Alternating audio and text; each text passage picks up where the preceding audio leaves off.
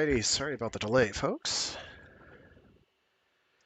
It's because I was doing one thing, and then I was like, oh, I should go and make sure I can get all my ducks in a row for that helicopter story stream I want to do this month. And then I got massively sidetracked collating things. But I think that one will be great when we get to it. Hopefully we can bang out the rest of this in 3 installments. 1, 2, 3. Yes, that should work out one way or another. Okay, so welcome back. I'm your intrepid narrator, Fraggeth, and today we're going to continue reading from Behemoth, Book 1, Beta Max, by Peter Watts. Beta Max. I never knew anyone who had a Betamax device. I knew someone who wanted to get one, but then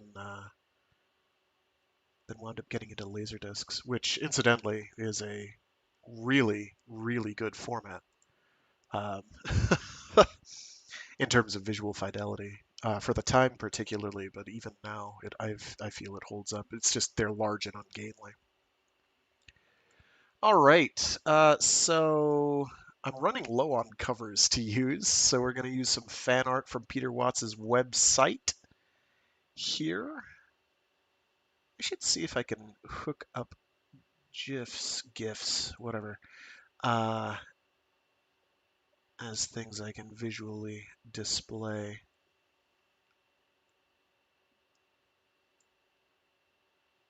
Anyway,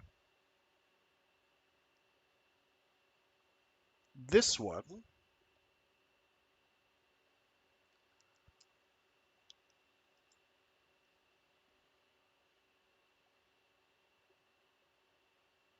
where are you? I can't find the piece of art. There we go. This is a piece of fan artwork by someone called Maru Gin, done in 2020. And Peter Watts says the following. You know who's never made it into anyone's fan art before, despite being the main protagonist in the second book and the main villain in the third? Achilles Desjardins. That's who. I'm grateful that Maru Gin has finally rectified that oversight. Good job.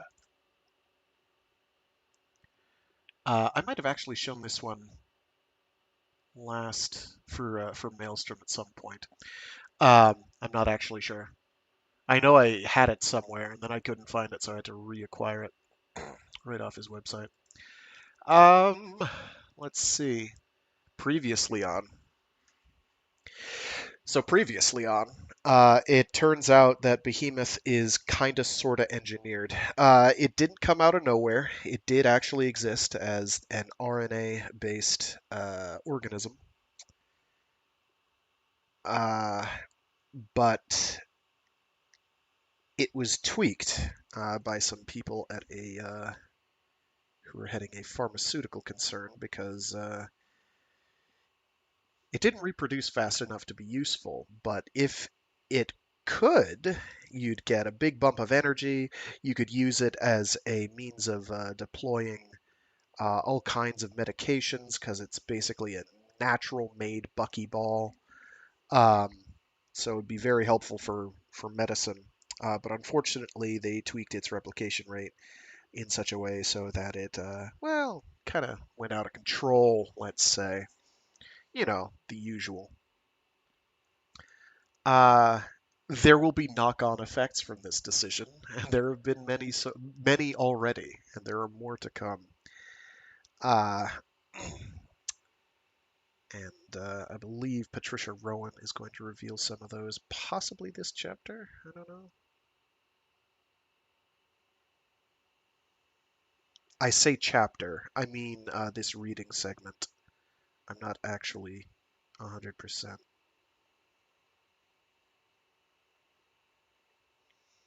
Oh, good. We're going to get 2 portraits of a sadist this week. Yay! Um, again, uh, I shouldn't have to say this, but we'll do it anyway. The views of the fictional characters in this work of fiction uh, are not necessarily the views of the narrator, moi, or the author, Peter Watts. They are the views of those characters and those characters alone. This book, again, this series really is fairly dark and grim and dark things happen to people who may or may not otherwise deserve it by people who are not being very nice, to put it mildly. And it is often of a very personal nature, very upfront and in your face. So there's a good chance we'll get some of that this go around. Let's find out. With that, I think I will call it and start reiterating, doing the actual narration thing. Again, sorry we had a late start. I got waylaid and sidetracked, uh, as I am wont to do. I was actually this close to starting early, and then the sidetracking happened, and that didn't. So we'll go a little later, probably. How long is this Gravediggers chapter at the end here? That one I might be able to add in, though it's not going to change much. How long would the final read be if I did that? Oh, geez, yeah, that's like 100 pages. I can't do that in one sitting, sorry. Still getting smoked. I could smell it in the air this morning. I can't smell it now, but that could be because I'm plugged up. Thanks for asking, though. Um, some light headaches today, but I think that's just because I'm not drinking enough. We shall remedy that. Say what thou wilt about this reading stuff. It gives me an excuse to drink a whole hell of a lot of water. I need it though, because I'm breathing it out a lot. Okay, let's get cracking.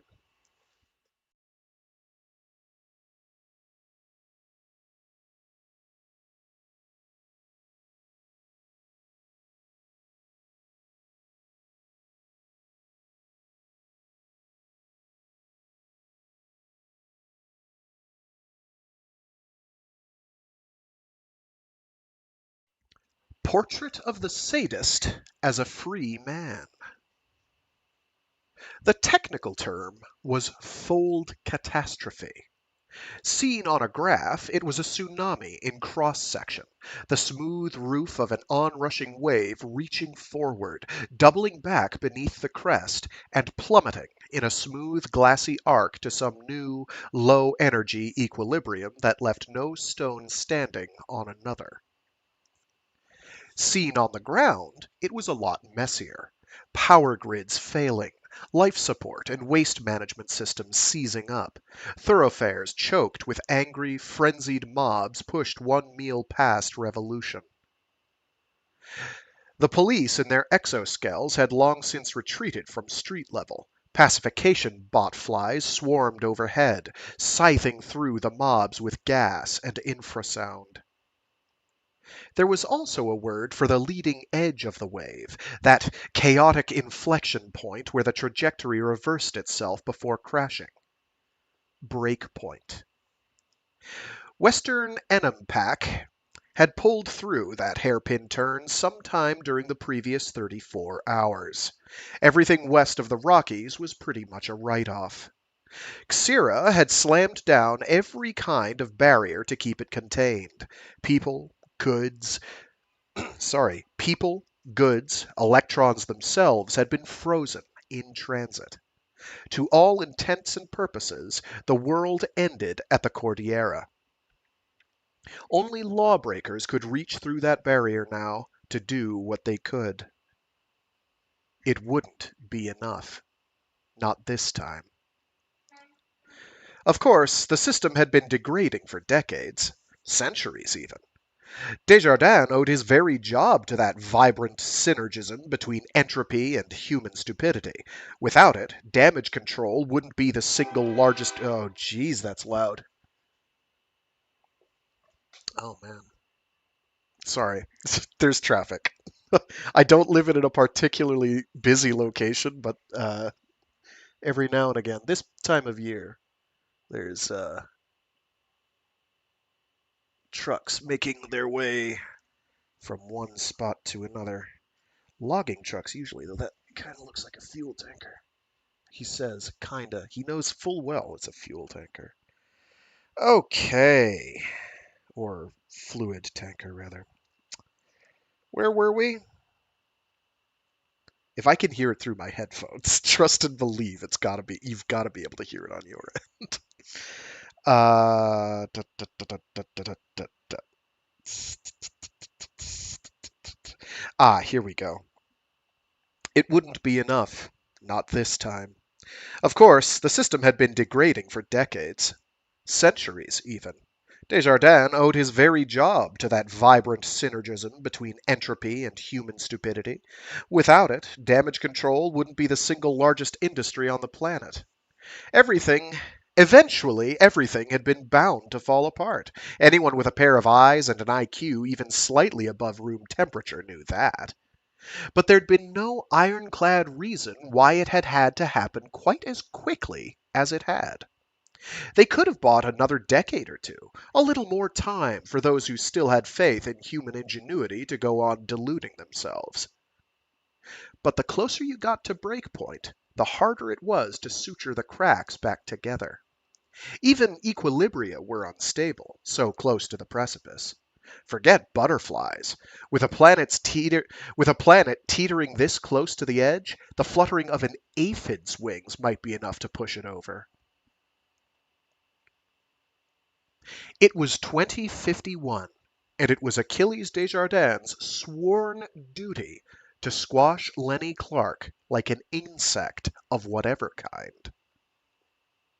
He watched her handiwork spread across the continent like a web of growing cracks shattering the surface of a frozen lake.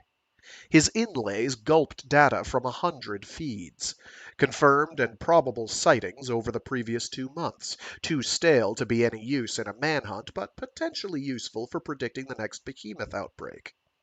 Memes and legends of the meltdown Madonna, far more numerous and metastatic. Sorry. A reproductive strategy for swarms of virtual wildlife Desjardins had only just discovered and might never fully understand. Reality and legend in some inadvertent alliance, Behemoth blooming everywhere, they converged. Whoops, there's no comma there. Behemoth blooming everywhere they converged. Firestorms and blackouts coming up from behind, and endless ongoing toll of innocent lives preempted for the greater good. It was a lie, Desjardins knew. Enum was sorry, why do I stop after saying Enum? I don't know. Enum was past breakpoint despite all those draconian measures. It would take a while for the whole system to shake out. It was a long drop from crest to trough. But Desjardins was nothing if not adept at reading the numbers. He figured 2 weeks, 3 at the most, before the rest of the continent followed Enum Pack into our anarchy. NMPAC, by the way, is short North American Pacific, North America Pacific. So it should probably be NMPAS. It's N apostrophe, capital N apostrophe, capital A, lowercase m as in Mary, capital P, lowercase ac. NMPAC. Or NAMPAC. NAMPAC is much easier to say. But then sometimes they don't have the pack part and they just have N apostrophe AM. So I go with enum as opposed to nam because it could be confusing. I shouldn't interrupt to explain my methodology all the time, but sometimes it's necessary. And when it's Peter Watts, sometimes it's really necessary.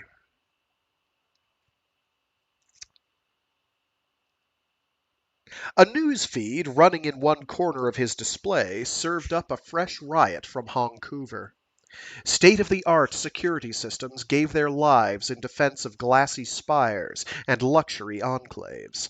defeated not by clever hacks or superior technology, but by the sheer weight of flesh against their muzzles. The weapons died of exhaustion, disappeared beneath a tide of live bodies scrambling over dead ones. The crowd breached the gates as he watched, screaming in triumph. 30,000 voices in superposition. A keening sea, its collective voice somehow devoid of any humanity. It sounded almost mechanical. It sounded like the wind. Desjardins killed the channel before the mob learned what he already knew. The spires were empty. The corpses they'd once sheltered, long since gone to ground. Or to sea, rather. A light hand brushed against his back. He turned, startled.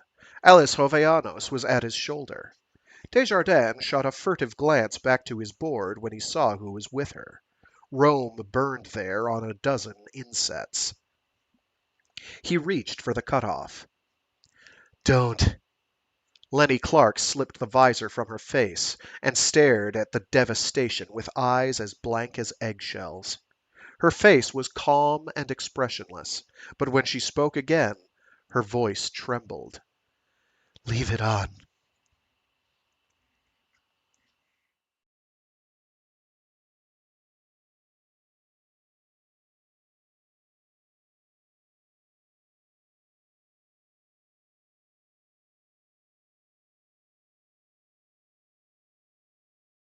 In case anyone hasn't figured it out yet, this is happening between the end of Maelstrom and the beginning of this book. Sometime during that, what is it, 5 year period? There's a 5 year time gap, 3 to 5 year time gap. I can't remember the exact. I I've covered it earlier in an earlier stream. You'll know if you're watching these one right after another. You're probably like, "How could I not remember that?" It's because I read it like 3 weeks ago and I don't remember it. So there, my memory's not perfect. I apologize. It's 3 to 5 year time skip. Anyway, he had met her. He had. Sorry about that. He had first met her 2 weeks before. He'd been tracking her for months, searching the archives, delving into her records, focusing his superlative pattern matching skills on the cryptic, incomplete jigsaw called Lenny Clark. But those assembled pieces had revealed more than a brood sack for the end of the world, as Rowan had put it. Brood sack for the end of the world, as Rowan had put it.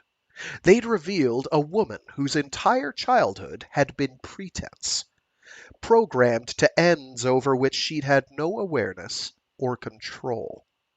All this time, she had been trying to get home, trying to rediscover her own past. Ken Lubin, slaved to his own brand of guilt trip, had been trying to kill her. Desjardins had tried to get in his had tried to get in his way. At the time, it had seemed the only decent thing to do. It seemed odd, in retrospect, that such an act of kindness could have been triggered by his own awakening psychopathy. Oh man, the disadvantages of reading these live and in one go, and Peter Watts using big words, and the fact that my eyes can only read like maybe a line ahead and hope my brain catches up. Let's try that paragraph again. I can do it better. Hui. Ken Lubin, slave to his own brand of guilt trip, had been trying to kill her. Desjardins had tried to get in his way. At the time, it had seemed the only decent thing to do. It seemed odd, in retrospect, that such an act of kindness could have been triggered by his own awakening psychopathy. His rescue attempt had not gone well. Lubin had intercepted him before Clark even showed up in Sault Ste. Marie. Desjardins had sat out the rest of the act tied to a chair in a pitch-black room, half the bones in his face broken. Surprisingly, it had not been Ken Lubin who had done that to him. And yet somehow they were now all on what might loosely be called the same side. He and Alice and Kenny and Lenny, all working together under the banner of grayness and moral ambiguity and righteous vendetta. Spartacus had freed Lubin from guilt trip as it had freed Desjardins. The lawbreaker had to admit to a certain simpatico with the taciturn assassin, even now. He knew how it felt to be wrenched back into a position of genuine culpability after years of letting synthetic neurotransmitters make all the tough decisions. Crippling anxiety. Guilt. At first, anyway. Now the guilt was fading. Now there was only fear. From 1,000 directions the world cried out in desperate need of his attention. It was his sworn duty to offer it, to provide salvation, or, failing that, to bail until the last piece of flotsam sank beneath the waves. Not so long ago it would have been more than a duty. It would have been a compulsion, a drive, something he could not prevent himself from doing. At this very moment he should be dispatching emergency teams, rerouting vital supplies, allocating lifters and botflies to reinforce the weakening quarantine. Fuck it, he thought, and killed the feeds. Somehow he sensed Lenny Clark flinching behind him as the display went dark. "Did you get a fix?" Jovellanos asked. She'd taken a shot at it herself, but she'd only been a senior lawbreaker for a week. Hardly enough time to get used to her inlays, let alone develop the seventh sense that Desjardins had honed over half a decade. The sharpest fix she'd been able to get on the vanished corpses was somewhere in the North Atlantic. Desjardins nodded and reached out to the main board. Clark's onyx reflection moved up behind him, staring back from the dark surface. Desjardins suppressed the urge to look over his shoulder. She was right here in his cubby, just a girl, half his size.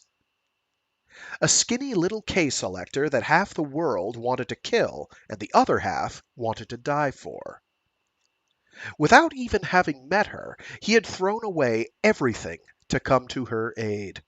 When he'd finally met her face to face, she'd scared him more than Lubin had. But something had happened to Clark since then. The Ice Queen affect hadn't changed at all, but something behind it seemed smaller somehow, almost fragile. Alice didn't seem to notice, though.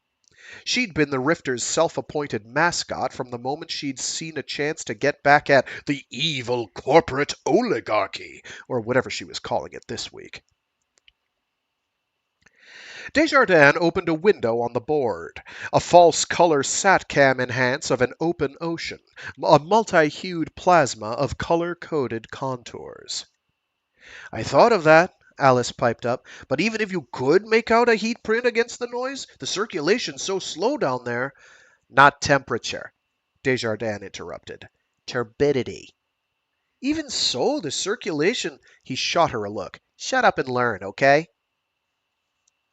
She fell silent, the hurt obvious in her eyes. She'd been walking on eggshells ever since she'd admitted to infecting him. Desjardins turned back to the board. "There's a lot of variation over time, of course. Everything from white caps to squid farts."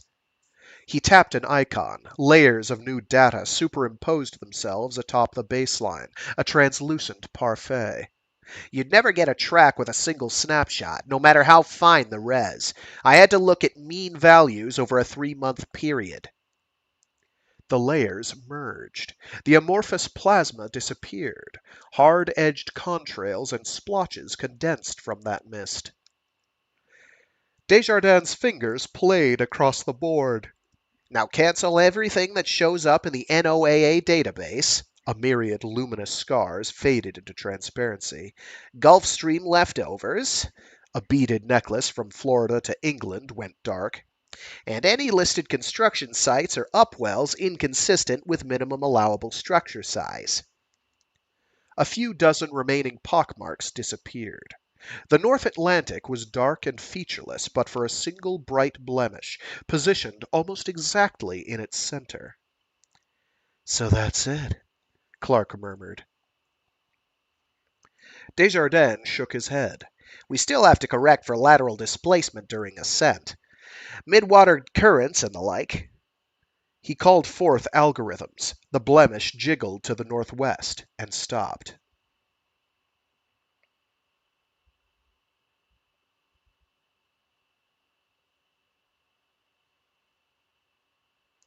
"39° 20 14 N by 25° 1603 W," said the display. "Dead northeast of the Atlantis fracture zone," Desjardins said. "Lowest vorticity in the whole damn basin." "You said turbidity." Clark's reflection, a bright bullseye in its chest, shook its head. "But if there's no vorticity—" "Bubbles!" Alice exclaimed, cluing in. Desjardins nodded. "You don't build a retirement home for a few thousand people without doing some serious welding. That's gonna generate sagans of waste gas. Hence turbidity." Clark was still skeptical. "We welded at Chana. The pressure crushed the bubbles down to nothing as soon as they formed." "For point welding, sure. But these guys must be fusing whole halves together. Higher temperatures, greater outgassing, more thermal inertia." Finally, he turned to face her. "We're not talking about a boiling cauldron here. It's just a fine fizz by the time it hits the surface, not even visible to the naked eye. But it's enough to reduce light penetration, and that's what we're seeing right here." He tapped the tumor on the board. Clark stared at it a moment, her face expressionless. "Anybody else know about this?" she asked finally. Desjardins shook his head. "Nobody even knows I was working on it." "You wouldn't mind keeping it that way?" He snorted. "Lenny, I don't even want to think about what would happen if anyone found out I was spending time on this. And not that you're unwelcome or anything, but the fact that you guys are even hanging around out here is a major risk. Do you—" "It's taken care of, Killjoy," Alice said softly. "I told you, I catch on fast." She did, too. Promoted in the wake of his desertion, it had taken her only a few hours to figure out that some +1,000 corpses had quietly slipped off the face of the earth. It had taken her less than 2 days to get him back onto the Xira payroll, CSIRA, his mysterious absence obscured by alibis and bureaucratic chaff. She'd started the game with an unfair advantage, of course. Pre-infected with Spartacus, guilt trip had never affected her. She'd begun her tenure with all the powers of a senior lawbreaker and none of the restraints. Of course she had the wherewithal to get Lenny Clark into CSIRA's inner sanctum. But even now, Spartacus bubbled in Desjardins' head like acid, eating away at the chains guilt trip had forged. It had already freed his conscience. Soon, he very much feared, Spartacus would destroy it utterly. He looked at Alice. "You did this to me," he thought, and examined the feelings the accusation provoked. There had been anger at first, a sense of profound betrayal, something bordering on hatred, even. Now he wasn't sure anymore. Alice Alice was a complication, his undoing and his salvation all rolled into one willowy chassis. She had saved his ass for now.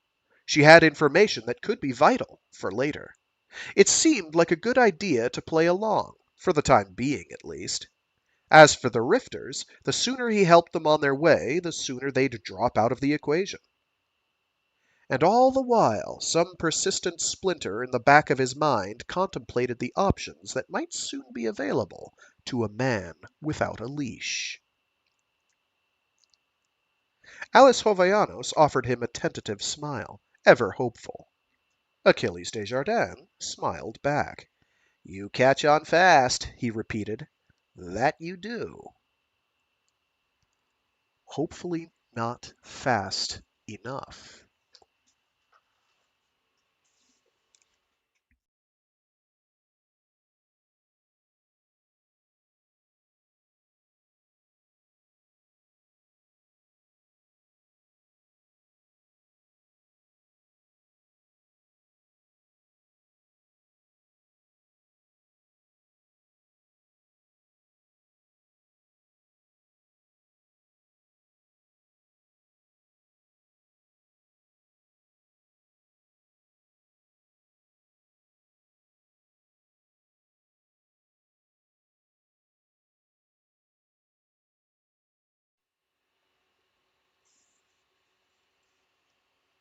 Oh, I just want to make a quick addendum here. I completely flubbed the geocoordinates. It's 39 degrees, 20 minutes, 14 seconds north, and 25 degrees, 16 minutes, 303 seconds west. My bad. I was like, I my brain completely spaced and I couldn't remember how to read geocoordinates at all. I was like, wait a minute. And then I kind of forgot. Incidentally, that location is. Let's input that real quick. We're doing some extracurriculars here. I hate to do it, but Google Maps, why not? Google.com/maps. Would that I still. No, I still have Google Earth floating around somewhere. I don't know where I put that. That's 39, 20, 14, and 39. How do we do degrees? Degrees. 20, 14. Whoops. And, and that's 25.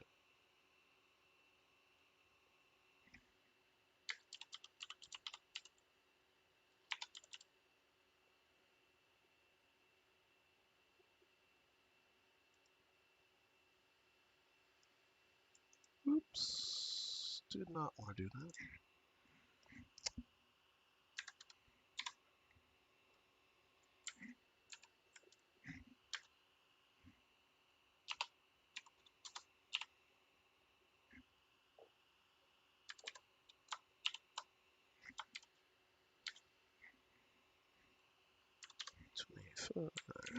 Degrees, 16 minutes, 03 seconds west. Where are you in the middle of the North Atlantic Ocean? Oh, that's interesting. If I put that incorrectly, which maybe I did. That looks right. So that is a couple miles north, like 100 miles north of Ilha de São Miguel. It's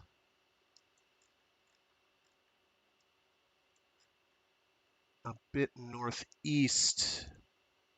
Oh, that's the Azores, isn't it? Ilha del Pico, Ilha Terceira.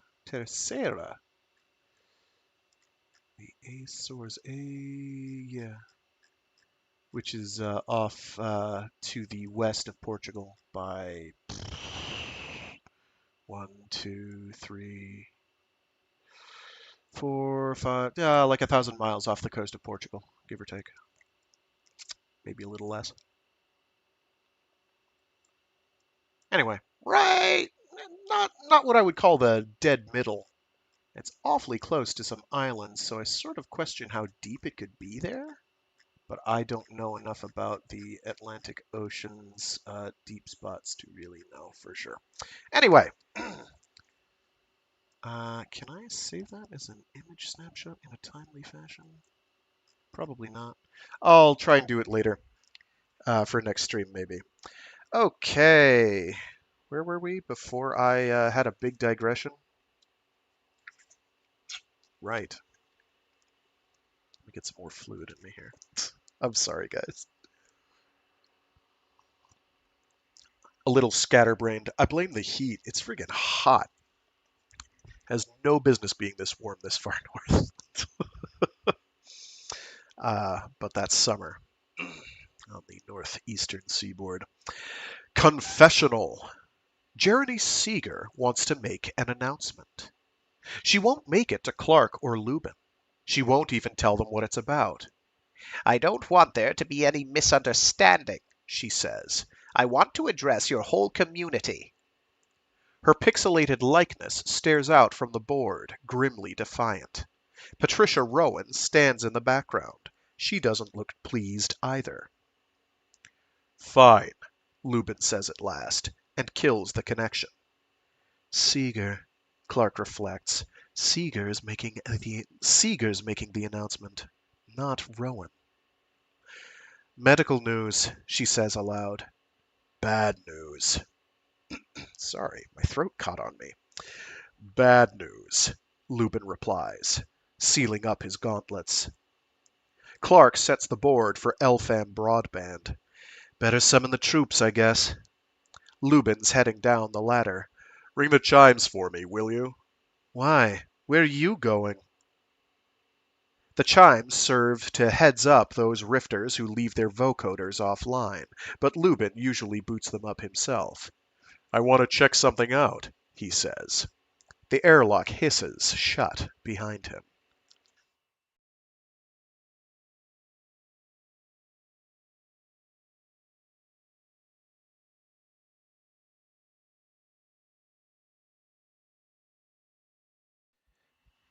Of course, even at their present numbers, they can't all fit into the nerve hab at once. It might have been easier if Rifter modules followed the rules. They've been designed to interconnect, each self-contained sphere puckered by 6 round mouths 2 meters across. Each can lock lips with any other, or with pieces of interposing corridor. And so the whole structure grows, lumpy and opportunistic, like a great skeleton of long bones and empty skulls assembling itself across the seabed. That's the idea, anyway. A few basic shapes, infinitely flexible in combination. But no. Here the Hab modules sprout like solitary mushrooms across the substrate. Rifters live alone, or in pairs, or whatever social assemblage fits the moment. A crowd of rifters is almost an oxymoron. The nerve habs are among the largest structures in the whole trailer park, and they only hold a dozen or so on their main decks. Given the territorial perimeters that most rifters develop in the abyss, it doesn't hold them comfortably. It's already getting congested by the time Clark returns from priming the chimes. Chen and Kramer converge on her tail as she glides up into the airlock. On the wet deck, Abra Chung ascends the ladder ahead of her. Clark follows her up, the airlock cycling again at her back, into a knot of 8 or 9 people who have arrived during her absence. Grace Nolan's the center of attention, bellied up to the comm panel. Sonar shows a dozen others still en route. En route. Clark wonders idly if the Habs scrubbers are up to this kind of load. Maybe there is no announcement. Maybe Seeger's just trying to get them to overdose on their own CO2. Hi! Kevin Walsh appears at her side, hovering hopefully at the edge of her public comfort perimeter. He seems back to his old self.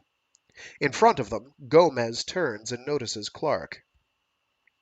Hey, Len, news from the corpses, I hear. Clark nods. Wait, is that, No, that's Gomez. You know, I really should be doing my best, Raul Julia impression, but, sorry, sorry. Adam's Family reference. You either get it or you don't. I think most people are going to get that one. My dear. Clark nods. You're tied with those assholes. Nobody's about? She shakes her head. Seeger's the mouthpiece, though. I figure something medical. Yeah, probably.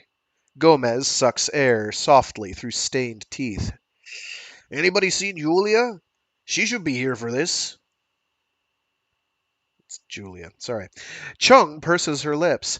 What, after spending the last week and a half with Jean? You can breathe that air if you want. I saw her out by one of the woodpiles not too long ago, Hopkinson volunteers.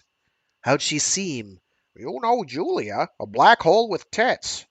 I mean, physically, she seems sick at all? How would I know? You think she was out there in a bra and panties? Hopkinson shrugs. Didn't say anything anyway.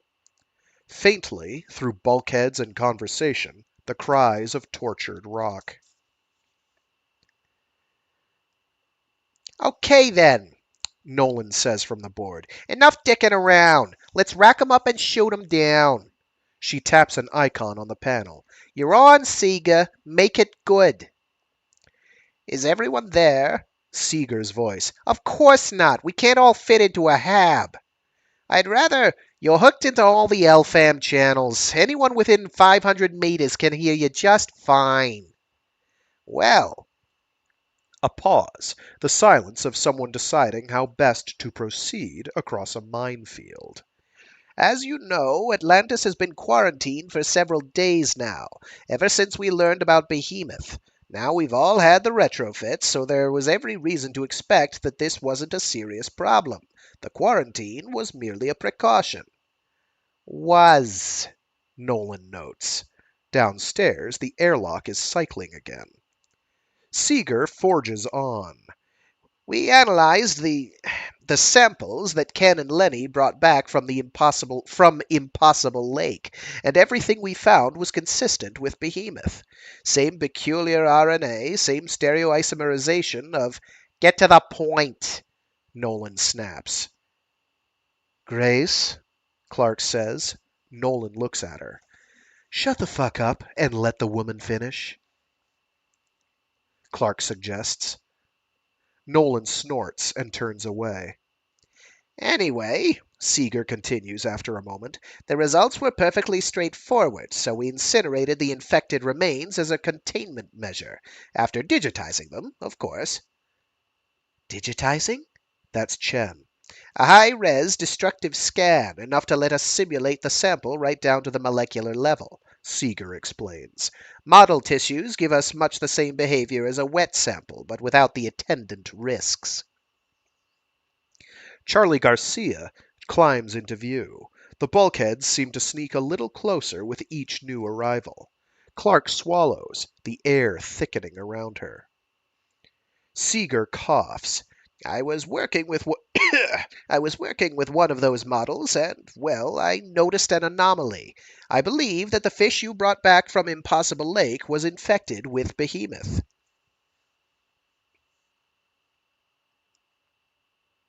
Exchanged glances among a roomful of blank eyes. Off in the distance, Lubin's wind chimes manage a final, reedy moan and fall silent, the reservoir exhausted. Well, of course, Nolan says after a moment. So what? I'm using infected in the pathological sense, not the symbiotic one. Seeger clears her throat. What I mean to say is, it was sick, Clark says. It was sick with Behemoth. Dead air for a moment. Then, I'm afraid that's right. If Ken hadn't killed it first, I think Behemoth might have. Oh, fuck, someone says softly. The epithet hangs there in a room gone totally silent. Downstairs, the airlock gurgles. So was sick, Dale Creasy says after a moment. So what? Garcia shakes his head. Dale, don't you remember how this fucker works? Sure, breaks your enzymes apart to get at the sulfur or something. But we're immune. We're immune, Garcia says patiently, because we've got special genes that make enzymes too stiff for Behemoth to break. And we got those genes from deep water fish, Dale. Creasy's still working it through. Someone else whispers, shit, shit, shit, in a shaky voice. Downstairs, some latecomers climbing the ladder. Whoever it is stumbles on the first rung. I'm afraid Mr. Garcia's right, Seeger says. If the fish down here are vulnerable to this bug, then we probably are too. Clark shakes her head. But are you saying this thing isn't Behemoth after all? It's something else? A sudden commotion around the ladder. The assembled rifters are pulling back as though it were electrified. Julia Friedman staggers up into view, her face the color of basalt. She stands on the deck, clinging to the railing around the hatch, not daring to let go. She looks around, blinking rapidly over undead eyes. Her skin glistens. It's still Behemoth, more or less, Seeger drones in the distance. From Atlantis. From the bolted down, welded tight, hermetically sealed, quarantined goddamn safety of fucking Atlantis. That's why we couldn't pinpoint the nature of Mr. Erickson's infection. He came back positive for Behemoth, but of course we disregarded those findings because we didn't think it could be the problem. But this is a new variant, apparently. Virulent speciation is quite common when an organism spreads into new environments. This is basically Behemoth's evil twin brother, Clark remembers. Behemoth Mark II. Seeger finishes. Julia Friedman drops to her knees and vomits onto the deck.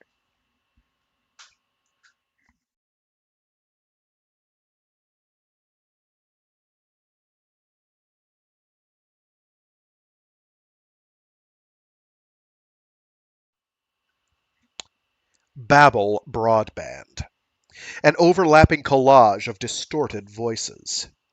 Of course I don't believe 'em. You saying you do? That's bullshit. They admitted it up front. They didn't have to. Yeah, they suddenly come clean at the exact moment Julia goes symptomatic. What a coincidence. How'd they know that she They knew the incubation time. They must have. How else can you explain the time in here? Dramatic irony? Yeah, but what are we gonna do? They've abandoned the Hab. It emptied like a blown ballast tank, rifters spilling onto a seabed already crowded even by dryback standards. Now it hangs above them like a gunmetal planet. Three lamps set around the ventral airlock lay bright overlapping circles onto the substrate. Black bodies swim at the periphery of that light, hints of restless motion behind shark-tooth rows of white, unblinking eye spots. Clark thinks of hungry animals, kept barely at bay by the light of a campfire. By rights, she should feel like one of them. Grace Nolan's no longer in evidence. She disappeared into the darkness a few minutes ago, one supportive arm around Julia Friedman, helping her back home. That act of apparent altruism seems to have netted her extra cred. Chen and Hopkinson are standing in for her on the point counterpoint. Garcia is raising token questions, but the prevailing mood does not suggest any great willingness to extend the benefit of the doubt. Hey, Dimmy, Chen buzzes. How's it going in there? Stinks like a hospital. Alexander's airborne voice makes a conspicuous contrast against the background of waterlogged ones. Almost done, though. Somebody better be growing me a new skin. He's still inside, sterilizing anything that Friedman or her bodily fluids might have come into contact with. Grace Nolan asked for volunteers. She's started giving orders. People have started taking them. I say we just drill the fuckers. Creasy buzzes from somewhere nearby. Clark remembers holes burned through biosteel. Let's hold off on the whole Counter-Strike thing for a bit. It might be tougher for them to find a cure if we smear them into the deck. As if they're looking for a fucking cure. She ignores the remark. They want blood samples from everyone. Some of the rest of us might be infected. It obviously doesn't show up right away. It showed up fast enough with Jean. Someone points out. Being gutted alive probably increases your level of exposure a bit. But Julia didn't show anything for, what, 2 weeks? I'm not giving 'em any blood. Creasy growls with a voice like scrap metal. They'll be fucking giving blood if they try and make me. Clark shakes her head, exasperated. Dale, they can't make anyone do anything, and they know it. They're asking. If you want them to beg, I'm sure it can be arranged. What's your problem? You've been collecting bloods on your own anyway. If we could take our tongues off Patricia Rowan's clit for a moment. If we could take our tongues off Patricia Rowan's clit for a moment, I have a message from Jean. Grace Nolan swims into the circle of light like a pitch-black pack animal, asserting dominance. Campfires don't bother her. Grace, Chen buzzes. How's Julia? How do you think? She's sick. But I got her tucked in at least, and the diagnostics are running for all the good they'll do. And Jean? Clark asks. He was awake for a little while. He said, and I quote, I told them those baby boners did something to me. Maybe they'll believe me when my wife dies. Hey, Walsh pipes up. he's obviously feeling better. The corpses would never risk spreading something like this without already having a cure. Nolan cuts in. It could get back to them too easily. Right. Creasy again. So I say we drill the fuckers one bookend at a time until they hand it over. Oh boy. This is still not as hard as the alternative vocoder voice, which is maybe more accurate, but just, oh my god. Throat shredding.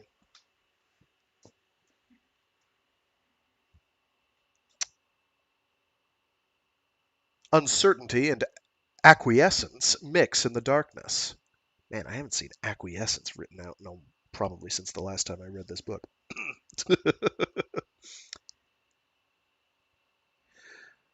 You know, just to play the devil's advocate here, I gotta say there's a slim chance they're telling the truth. That's Charlie Garcia, floating off to the side. I mean, bugs mutate, right? He continues. Especially when we throw shitloads of drugs at them, and you can bet they bought out the whole farm when this thing first got out. So who's to say it couldn't have gone from Mark 1 to Beta Max all on its own? Fucking big coincidence if you ask me. Creasy buzzes. Garcia's vocoder ticks, a verbal shrug.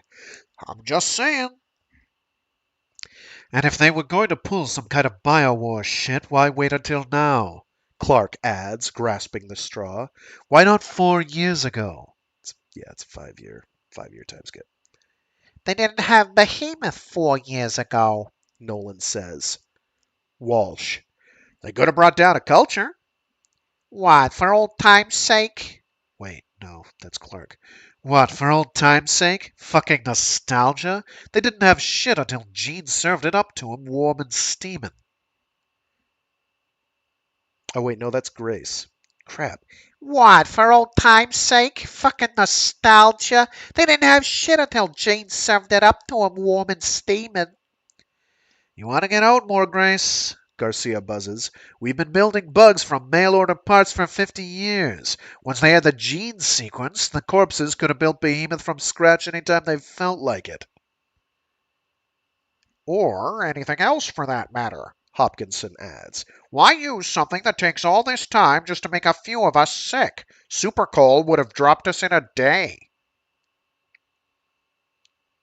It would have dropped Jean in a day. Nolan buzzes. Before he had any chance to infect the rest of us. A fast bug wouldn't have a chance out here. We're spread out, we're isolated, we don't even breathe most of the time. Even when we go inside, we keep our skins on. This thing has to be slow if it's gonna spread. These stump fucks know exactly what they're doing. Besides, Baker adds, a supercall epidemic starts on the bottom of the goddamn ocean, and we're not going to connect the dots?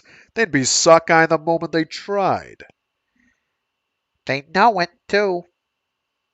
Behemoth gives them an alibi, though, Chen says. doesn't it? Fuck, Jelaine. Clark's been thinking exactly the same thing. Why'd you have to bring that up? Nolan grabs the baton in an instant. That's right. That's right. Behemoth comes all the way over from Impossible Lake. No way anybody can accuse him of planting it there. They just tweak it a bit on its way through Atlantis, pass it on to us, and how are we supposed to know the difference? Especially since they conveniently destroyed the samples, Creasy adds. Clark shakes her head.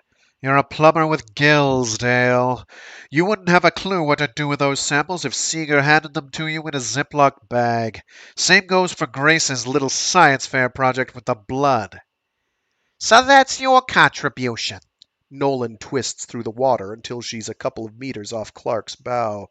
None of us poor dumb fish heads got tenure or augments, so we've just got to trust everything to the wise old gel jocks who fucked us over in the first place. There's someone else. Clark buzzes back. Rama Banderi. Sudden, complete silence. Clark can barely believe she said it herself. Chen's vocoder stutters in awkward preamble. Len, Rama went native. Not yet. Not completely. Borderline at most. Panderi? The water vibrates with Nolan's derision. He's a fish by now. He's still coherent, Clark insisted. I talked to him just the other day. We can bring him back. Lenny, Walsh says, nobody's ever. Banderi does know his shit. Garcia cuts in. Used to, anyway.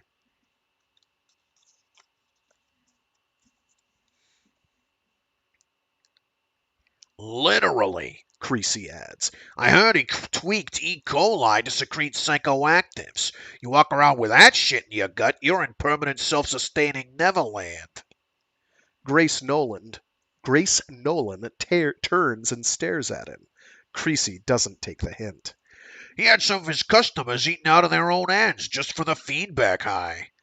Great. Nolan buzzes. A drooling idiot and a fecal chemist. Our problems are over. All I'm saying is we don't want to cut our own throats, Clark argues. If the corpses aren't lying to us, they're our best chance at beating this thing. Chung. You're saying we should trust them? I'm saying maybe we don't have to. I'm saying give me a chance to talk to Rama and see if he can help. If not, we can always blow up Atlantis next week. Nolan cuts the water with her hand. His fucking mind is gone. He had enough of it left to tell me what happened in the woodpile. Clark buzzes quietly. Nolan stares at Clark, a sudden, indefinable tension in the body behind the mask. Actually, Garcia remarks from offside. I think I might have to side with Lenny on this one. I don't. Creasy responds instantly. Probably couldn't hurt to check it out. Hopkinson's voice vibrates out from somewhere in the cheap seats. Like Lenny says, we can always kill them later. It's not exactly momentum. Clark runs with it anyway. What are they going to do? Hold their breath and make a mad dash for the surface? We can afford to wait. Can Jean afford to wait? Can Julia? Nolan looks around the circle. How long do any of us have. And if you're wrong, you'll kill every last one of those fuckers and then find out they were trying to help us after all. Clark shakes her head. No, I won't let you. You won't let. Clark cranks the volume a notch and cuts her off. This is the plan, people. Everybody gives blood if they haven't already. I'll track down Rama and see if I can talk him into helping. Nobody fucks with the corpses in the meantime. This is it, she thinks. Raise or call. The moment stretches. Nolan looks around at the assembly. Evidently, she doesn't like what she sees. Fine, she buzzes at last. All you happy little R's and K's can do what you like. I know what I'm gonna do. You, Clark tells her, are going to back off and shut up and not do a single fucking thing until we get some information we can count on. And until then, Grace, if I find you within 50 meters of Atlantis or Ramabandari, I will personally rip the tubes out of your chest. Suddenly, they're eye cap to eye cap. You're talking pretty big for someone who doesn't have a pet psycho backing her up. Oh, wait, no, that's very quiet. You're talking pretty big for someone who doesn't have her pet psycho backing her up. Nolan's vocoder is very low. Her words are mechanical whispers, meant for Clark alone. Where's your bodyguard, corpse fucker? If you think I need one, Clark buzzes evenly, stop talking out your ass and make a fucking move. Nolan hangs in the water, unmoving. Her vocoder tick, tick, ticks like a Geiger counter. Hey, Grace? Chen buzzes hesitantly from the sidelines. Really, can't hurt to try. Nolan doesn't appear to have heard her. She doesn't answer for the longest time. Then, finally, she shakes her head. Fuck it. Try then. Clark lets the silence resume for a few more seconds. Then she turns and slowly, deliberately fins out of the light. She doesn't look back. Hopefully the rest of the pack will read it as an act of supreme confidence. But inside, she's pissing herself. Inside, she only wants to run from this new and improved reminder of her own virulent past, from the tide and the tables turning against her.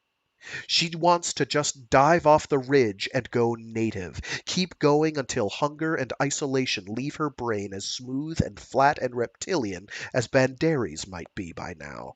She wants nothing more than to just give in. She swims into the darkness and hopes the others do likewise, before Grace Nolan can change their minds.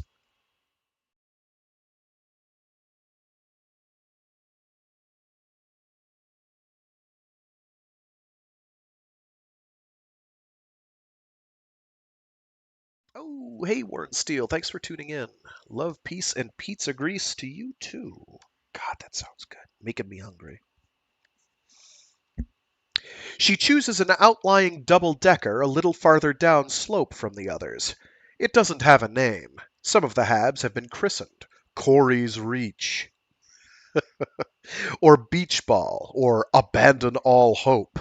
But there weren't any labels pasted across this hull the last time she was in the neighborhood, and there aren't any now. Nobody's left no trespassing signs at the airlock either, but two pairs of fins glisten on the drying rack inside, and soft moist sounds drift down from the dry deck. She climbs the ladder. Ing and someone's back are fucking on a pallet in the lounge. Evidently, even Lubin's wind chimes weren't enough to divert their interest. Clark briefly considers breaking it up and filling them in on recent events. Fuck it. They'll find out soon enough. She steps around them and checks out the Hab's comm board. It's a pretty sparse setup, just a few off-the-shelf components to keep it in the loop. Clark plays with the sonar display, pans across the topography of the ridge and the rash of platonic icons laid upon it. Here are the main generators, wireframe skyscrapers looming over the ridge to the south. Here's Atlantis, a great lumpy Ferris wheel laid on its side. Fuzzy and unfocused now, the echo smeared by a half dozen white noise generators started up to keep the corpses from listening in on the recent deliberations. Nobody's used those generators since the revolt. Nobody's used those generators since the revolt, with a capital R. Clark was surprised that they were even still in place, much less in working order. She wonders if someone's taken an active hand in extending the warranty. A sprinkling of silver bubbles dusts the display, all the semi-abandoned homes of those who hardly know the meaning of the word. She can actually see those people if she cranks up the res. The display loses range but gains detail, and the local sea space fills with shimmering sapphire icons as translucent as cavefish. Their implants bounce hard reflective echoes from within the flesh, little opaque organ clusters of machinery. It's simple enough to label the creatures on the screen. Each contains an ID transponder next to the heart for easy identification. There's a whole layer of intelligence that Clark can access with a single touch. She doesn't, as a rule. Nobody does. Rifter society has its own odd etiquette. Besides, it usually isn't necessary. Over the years, you learn to read the raw echoes. Creasy's implants put out a bit of fuzz on the dorsal aspect. Jaeger's bum leg lists him slightly to port when he moves. Gomez's massive bulk would be a giveaway even to a dryback. The transponders are an intrusive redundancy, a cheat sheet for novices. Rifters generally have no use for such telemetry. Corpses, these days, have no access to it. Occasionally, though, when distance bleeds any useful telltales from an echo, or when the target itself has changed, cheat sheets are the only option. Clark slides the range to maximum. The hard, bright shapes fall together, shrinking into the center of the display like cosmic flotsam sucked toward a black hole. Other topography creeps into range around the outer edges of the screen, vast and dim and fractal. Great dark fissures race into view, splitting and crisscrossing the substrate. A dozen rough mounds of vomited zinc and silver precipitate litter the bottom. Some barely a meter high, one 50 times that size. The very seafloor bends up to the east. The shoulders of great mountains loom just out of range. Occasional smudges of blue light drift in the middle distance, and farther. Some pixelate slow, meandering courses across a muddy plain. Others merely drift. There's no chance of a usable profile at such distances, but neither is there any need. The transponder overlay is definitive. Banderies southwest, halfway to the edge of the scope. Clark notes the bearing and disables the overlay, sliding the range back to its default setting. Atlantis and its environs swell back out across the display, and... wait a second. A single echo, almost hidden in the white noise of the generators. A blur without detail, an unexpected wart on one of the tubular passageways that connect Atlantis's modules to one to another.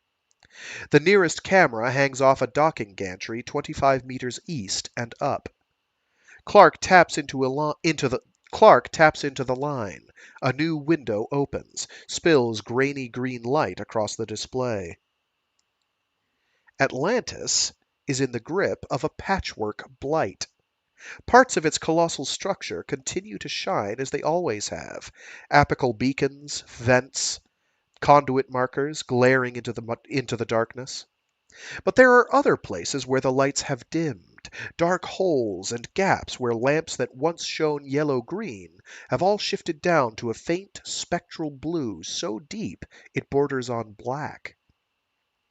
Out of order, that blue shift says. Or, more precisely, No fish heads.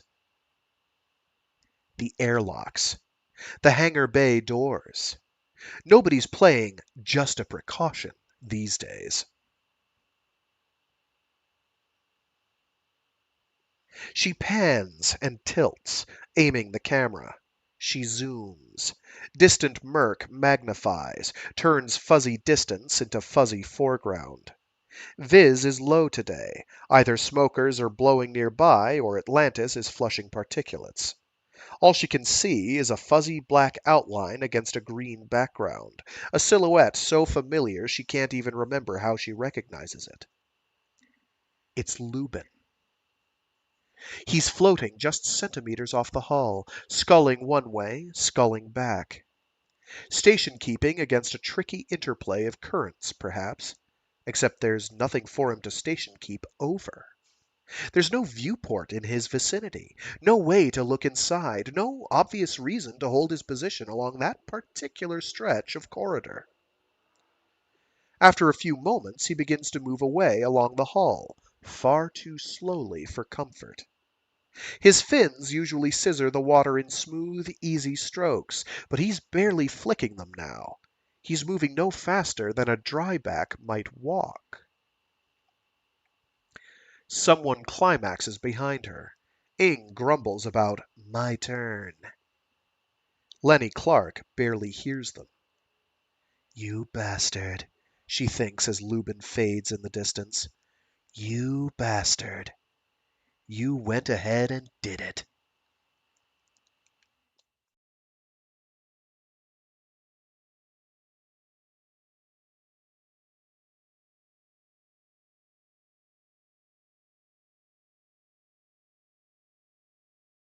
To what could she possibly be referring?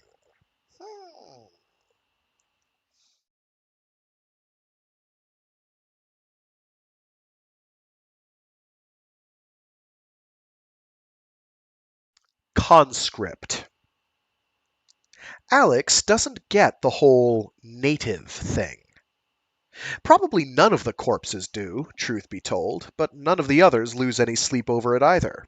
The more fish heads out of the way, the better, they figure, and screw the fine print. Alex, bless her soul, reacted with nothing short of outrage. As far as she's concerned, it's no different than leaving your crippled grandmother out to die on an ice floe. Lex, it's their own choice, Clark explained once. What, they choose to go crazy? They choose to have their bones go so punky they can't even stand up when you bring them inside? They choose, she said gently, to stay out on the rift, and they think it's worth the price. Why? What's so great about it? What do they do out there? She didn't mention the hallucinations. There's a kind of freedom, I guess. You feel connected to things. It's hard to explain. Alex snorted. You don't even know. It's partly true. Certainly Clark feels the pull of the deep sea. Maybe it's an escape. Maybe the abyss is just the ultimate place to hide from the living hell that was life among the drybacks. Or maybe it's even simpler. Maybe it's just a dark, weightless evocation of the womb. Of the womb. A long forgotten sense of being nourished and protected and secure back before the contraction started and everything turned to shit. Every rifter feels as much. Not every rifter goes native, though, at least not yet. Some just have a kind of special vulnerability, really. The addictive rifters, as opposed to the merely social ones. Maybe the natives have too much serotonin in their temporal lobes. It usually comes down to something like that. None of which would really fly with Alex, of course. You should take down their feeding stations, Alex said. Then they'd have to come inside to eat at least. They'd either starve or make do with clams and worms, which was basically starvation on the installment plan if it didn't poison them outright. And why force them to come inside if they don't want to? Because it's suicide, that's why! Alex cried. Jeez, I can't believe I have to explain it to you! Wouldn't you stop me from trying to kill myself? That depends. Depends? On if you really wanted to, or you were just trying to win an argument. I'm serious. Yeah, I can see that, Clark sighed. If you really wanted to kill yourself, I'd be sad and pissed off and I'd miss you like hell. But I wouldn't stop you. Alex was appalled. Why not? Because it's your life, not mine. Alex didn't seem to have been expecting that. She glared back, obviously unconvinced, obviously unequipped to respond. Have you ever wanted to die? Clark asked her. Seriously? No, but I have. Alex fell silent. And believe me, Clark continued, it's no fun listening to a bunch of professional head lice telling you how much there is to live for, and how things aren't really so bad, and how 5 years from now you'll look back and wonder how you could ever have even imagined offing yourself. I mean, they don't know shit about my life. If there's one thing I'm the world's greatest expert on, it's how it feels to be me. And as far as I'm concerned, it's the height of fucking arrogance to tell another human being whether their life is worth living. But you don't have to feel that way, Alex said unhappily. Nobody does. You just slap a derm on your arm and it's not about feeling happy, Lex. It's about having cause to feel happy. Clark put her palm against the girl's cheek. And you say I don't care enough to stop you from killing yourself, but I say I care about you so goddamn much I'd even help you do it, if that was what you really wanted.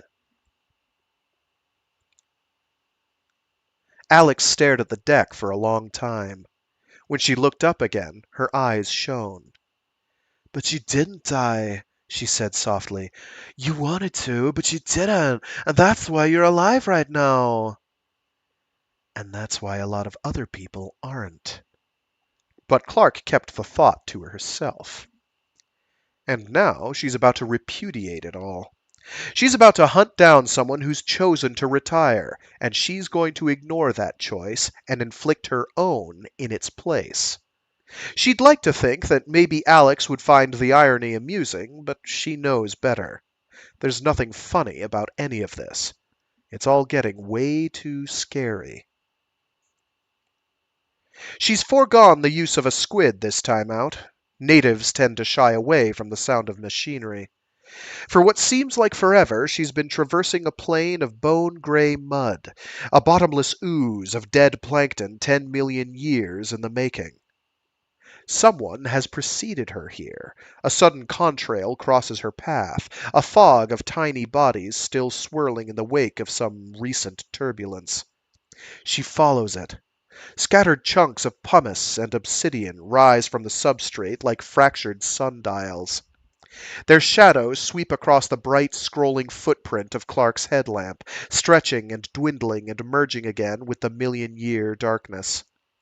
Eventually, they come to dominate the substrate, no longer isolated protrusions in mud, but a fractured, tumble-down landscape in their own right. A jumbled talus of cracked volcanic glass rises in Clark's path. She brightens her headlamp. The beam puddles on a sheer rock wall a few meters further on, its surface lacerated with deep vertical fissures. Oh boy, here we go. Hello? Rama? Nothing. It's Lenny. A white-eyed shadow slips like an eel between two boulders. Bright. She dials down the light. Better? Ah, Len. It's a mechanical whisper, two syllables spaced seconds apart by the effort it takes to get them out. Hi. We need your help, Rama. Banderi bleh. Alliteration is hard. Banderi buzzes something incomprehensible from his hiding place. Rama? don't help? There's a disease. It's like Behemoth, but our tweaks don't work against it. We need to know what it is. We need someone who knows genetics. Nothing moves among the rocks. It's serious. Please, can you help? Geomics. Banderi clicks. What? I didn't hear you. Proteomics. Only minored in genetics. He's almost managed a complete sentence. Who better to trust with hundreds of lives? Had a dream about you. Banderi sighs. It sounds like someone strumming a metal comb. It wasn't a dream. This isn't either. We really need your help, Rama. Please. That's wrong, He buzzes. that doesn't make any sense. What doesn't? Clark asks, encouraged by the sudden coherence. The corpse. Ask the corpses. The corpses may have made the bug. Tweaked it, anyway. We can't trust them. Poor you. Can you just... More histamine. Banderi buzzes absently, lost again. Then, Bye. No! Rama! she brightens her beam in time to see a pair of fins disappear into a crevice a few meters up the cliff. She kicks up after him, plunges into the fissure like a high diver, arms above her head. The crevice splits the rock high and deep, but not wide. 2 meters in, she has to turn sideways. Her light floods the narrow gash, bright as a topside day. Somewhere nearby, a vocoder makes distressed ratcheting sounds. 4 meters overhead, Banderi scrambles frog-like up the gap. It narrows up there. He seems in imminent danger of wedging himself inextricably between the rock faces. Clark starts after him. Too bright. He buzzes. Tough, she thinks back at him. Banderi's a skinny little bastard after 2 months of chronic wasting. Even if he gets stuck in here, he might get wedged too far back for Clark to reach him. Maybe his panicked, devolving little brain is juggling those variables right now. Banderi zigzags, as if torn between the prospects of open water and protective confinement. Finally, he opts for the water, but his indecision has cost him. Clark has him around the ankle. He thrashes in a single plane, constrained by faces of stone. Fucking bitch, let go. Vocabulary coming back, I see. Let go. She works her way toward the mouth of the crevice, dragging Banderi by the leg. He scrabbles against the walls, resisting. Then, pulled free of the tightest depths, he twists around and comes at her with his fists. She fends him off. She has to remind herself how easily his bones might break. Finally, he's subdued, Clark's arms hooked around his shoulders, her hands interlocked behind his neck in a full Nelson. They're still inside the mouth of the crevice, barely. Banderi's struggles jam her spine against the cracked slabs of basalt. Basalt! Bright. He clicks.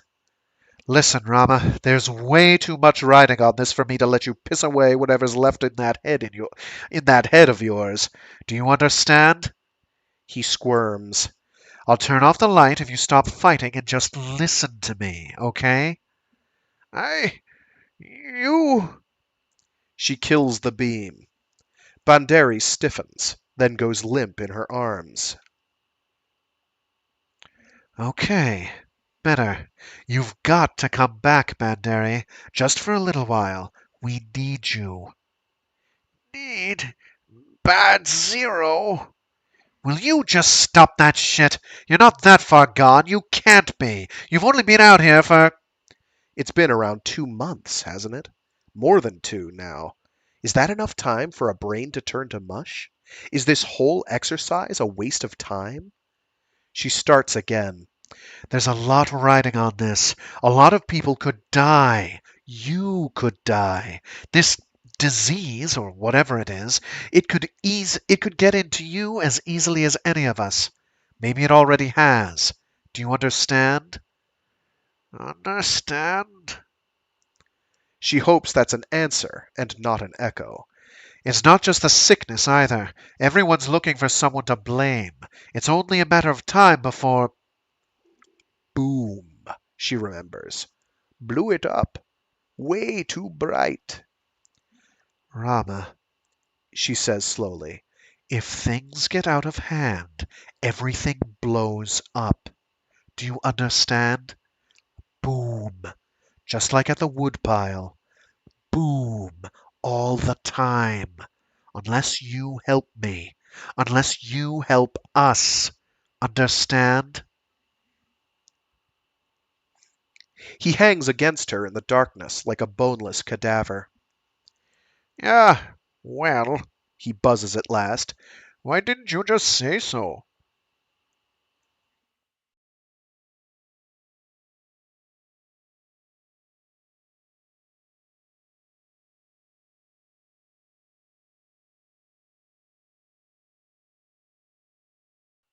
The struggle has hobbled him. Banderi favors his left leg when he swims. He veers to port with each stroke. Clark hooks her hand under his armpit to share thrust, but he startles and flinches from her touch. She settles for swimming at his side, nudging him back on course when necessary. 3 times he breaks away in a crippled lunge for oblivion.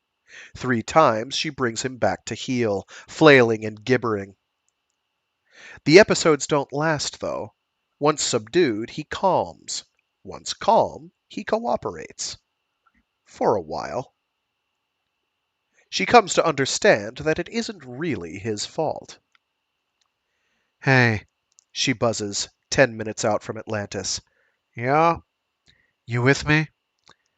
Yeah, It comes and goes. An indecipherable ticking. I come and go. do you remember what I said? You drafted me. Do you remember what for? Some kind of disease? Some kind. And you think the corpses did? I don't know. Leg hurts. Sorry. And his brainstem rises up and snatches him away again. She grapples and holds on until it lets go. Until he fights his way back from wherever he goes at times like this. Still here, I see. Still here. Clark repeats. God, Len, please don't do this. I'm sorry, she tells him. I'm sorry. I'm not worth shit to you. Banderi grates. I can't remember anything. It'll come back. It has to. You don't know. You don't know anything about us. I know a little. No. I knew someone. Like you. He came back. Which is almost a lie. Let me go, please. After. I promise. She rationalizes in transit. She rationalizes in transit, not convincing herself for an instant. She's helping him as well as herself. She's doing him a favor. She's saving him from the ultimate lethality of his own lifestyle. Hyperosmosis, slimy implant syndrome, mechanical breakdown. Rifters are miracles of bioengineering. Thanks to the superlative design of their dive skins, they can even shit in the woods. But they were never designed to unseal outside of an atmosphere. Natives unmask all the time out here, let raw ocean into their mouths to corrupt and corrode and contaminate the brackish internal saline that braces them against the pressure. Do that often enough, and something's bound to seize up eventually. I'm saving your life, she thinks, unwilling to say the words aloud. Whether he likes it or not, Alex replies from the back of her mind. The light. Banderi croaks. Glimmers smear the darkness ahead, disfiguring the perfect void like faint, glowing sores. Banderi stiffens at Clark's side, but doesn't bolt. She knows he can handle it. It can't have been more than a couple of weeks since she found him inside the nerve hab, and he had to pass through brighter skies than these to get there. Surely he can't have slipped so far in such a short time. Or is it something else? Not so much a slip as a sudden jolt. Maybe it's not the light that bothers him at all. Maybe it's what the light reminds him of now. Boom! Blew it up.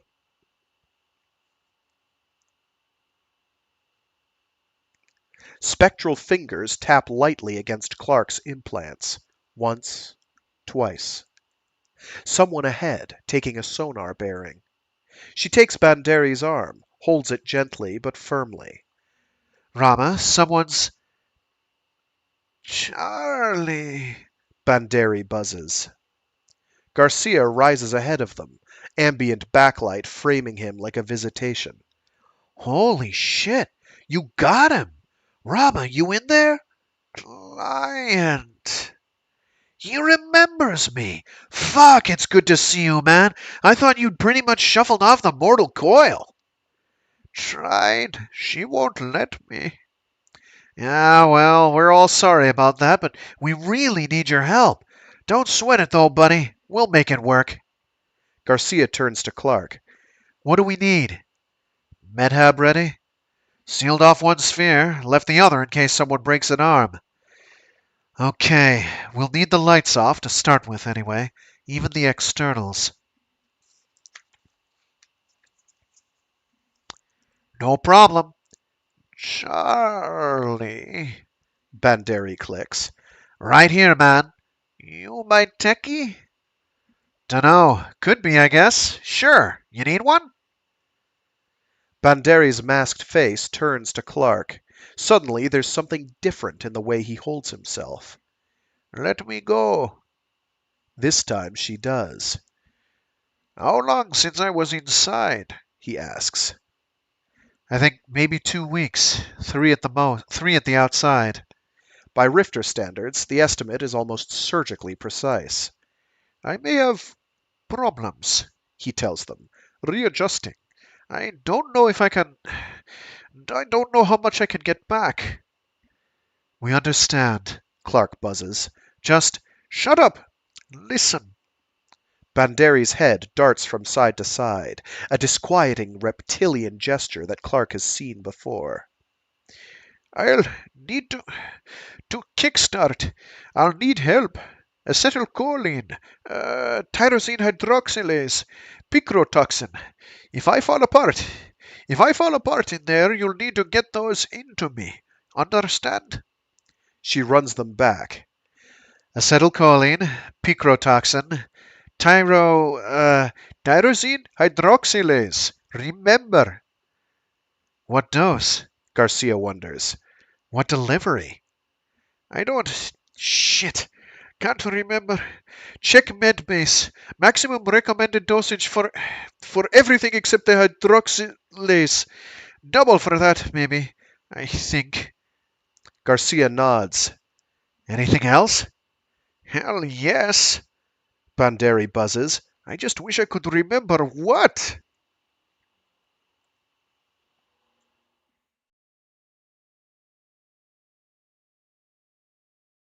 Oh, thank goodness. It is finally raining out there. I smelled it a little while ago, but it is now actually coming down. We've been pretty dry. Everywhere's been pretty dry, except for the places that aren't.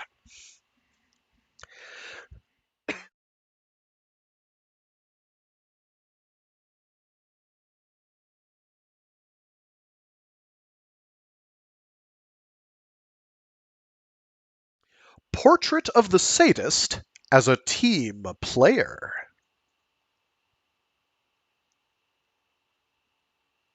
Alice Jovellanos' definition of apology was a little unconventional. Achilles, she had begun, you can be such a raging idiot sometimes, I just don't believe it. He'd never made a hard copy. He hadn't needed to. He was a lawbreaker, occipital cortex stuck in permanent overdrive, pattern matching and correlative skills verging on the autistic.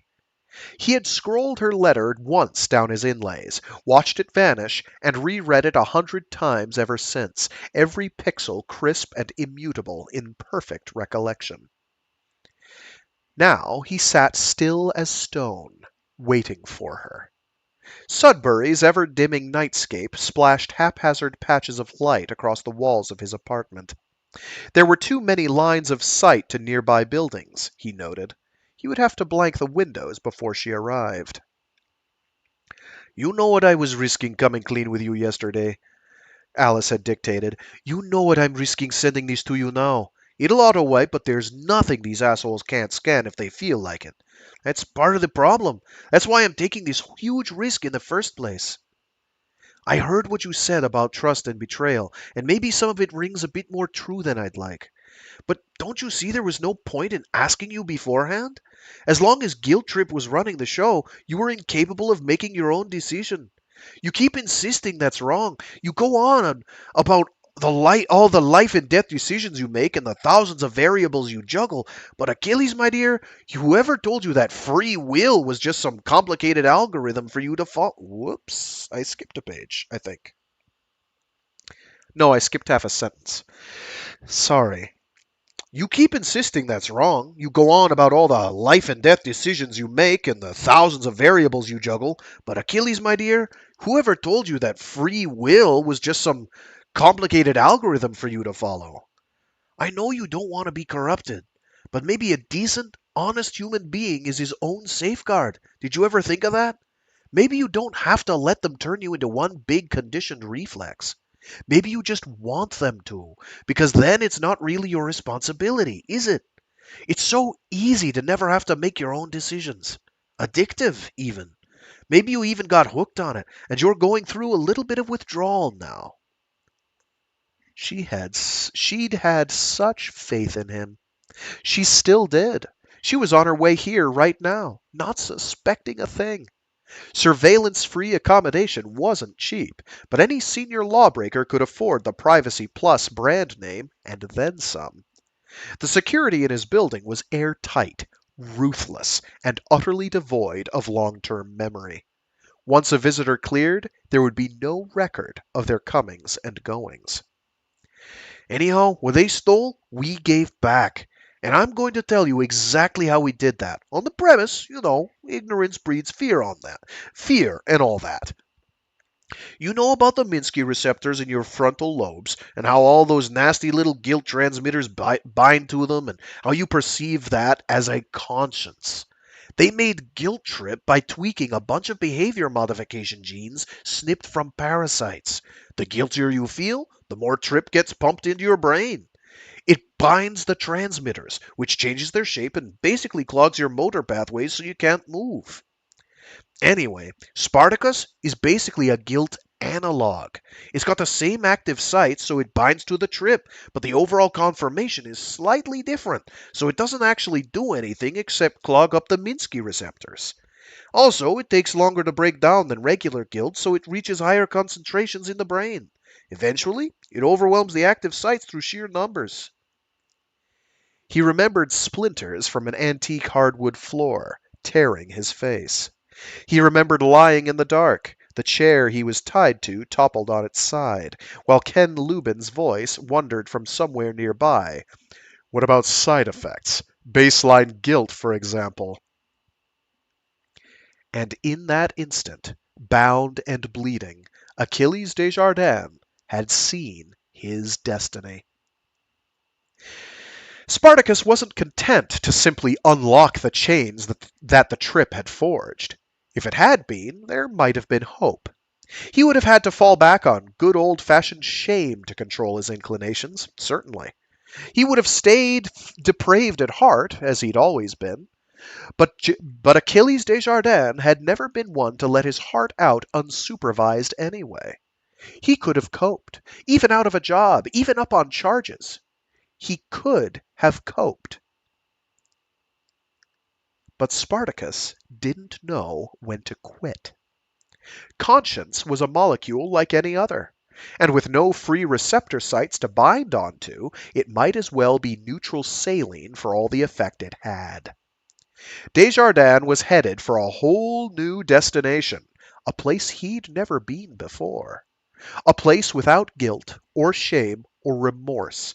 A place without conscience in any form. Alice hadn't mentioned any of that when she'd spilled her pixelated heart across his inbox. She'd only assured him how safe it all was. That's the real beauty of it, Killjoy. Both your natural transmitters and the trip itself are still being produced normally, so a test that keys on either of them comes up clean. Even a test looking for the complexed form will pass muster, since the baseline complex is still floating around. It just can't find any free receptor sites to latch onto. So you're safe. Honestly, the bloodhounds won't be a problem. Safe. She'd had no idea what kind of thing looked out from behind his eyes. She should have known better. Even children know the simple truth. Monsters live everywhere, even inside. Especially inside. I wouldn't put you at risk, Achilles, believe me. You mean to... You're too much of a friend for me to fuck around like that. She loved him, of course. He had never really admitted it before. Some pipsqueak inner voice might have whispered, I think she kind of maybe, before 3 decades of self-loathing squashed it flat. What a fucking egotist. As if anyone would want anything to do with an enculé like you. She'd never explicitly propositioned him. In her own way, she was as insecure as he was, for all her bluster. But the signs were there in hindsight. Her good-natured interference every time a woman appeared in his life, her endless social overtures, the nickname Killjoy. Ostensibly because of his reticence to go out, but more likely because of his reticence to put out. It was all so obvious now. Freed from guilt, freed from shame, his vision had sharpened to crystal perfection. Anyway, there you go. I've stuck my neck out for you, and what happens now is pretty much up to you. If you turn me in, though, know this. You're the one making that decision. However you rationalize it, you won't be able to blame some stupid long-chain molecule. It'll be you all the way, your own free will. He hadn't turned her in. It must have been some fortuitous balance of conflicting molecules, those that would have compelled betrayal weakening in his head, those that spoke to loyalty among friends not yet snuffed out. In hindsight, it had been a very lucky break. So use it, and think about all the things you've done and why, and ask yourself if you're really so morally rudderless that you couldn't have made all those tough decisions without enslaving yourself to a bunch of despots. I think you could have, Achilles. You never needed their ball and chain to be a decent human being. I really believe that. I'm gambling everything on it. He checked his watch. You know where I am. You know what your options are. Join me or stab me. Your choice. He stood, crossed to the windows. He blanked the panes. Love, Alice. The doorbell chimed.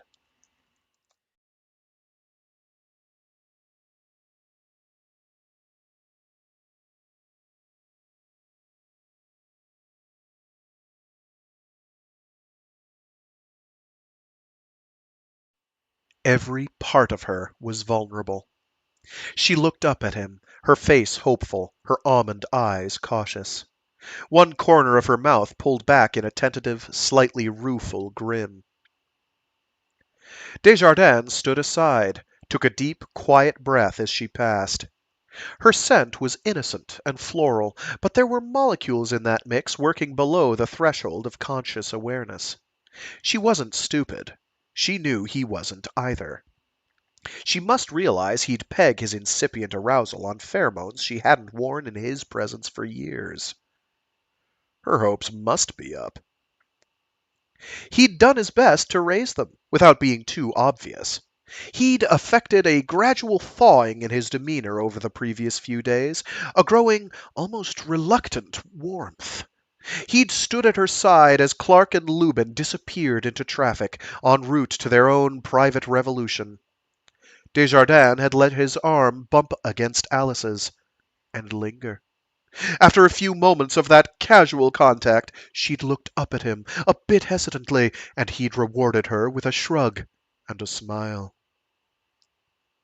She'd always had his friendship, until she'd betrayed him. She'd always longed for more. It was an incapacitating mix. Desjardins had been able to disarm her with the merest chance of reconciliation. Now she brushed past, closer than strictly necessary, her ponytail swishing gently against her nape. Mandelbrot appeared in the hall and slithered around her ankles like a furry boa.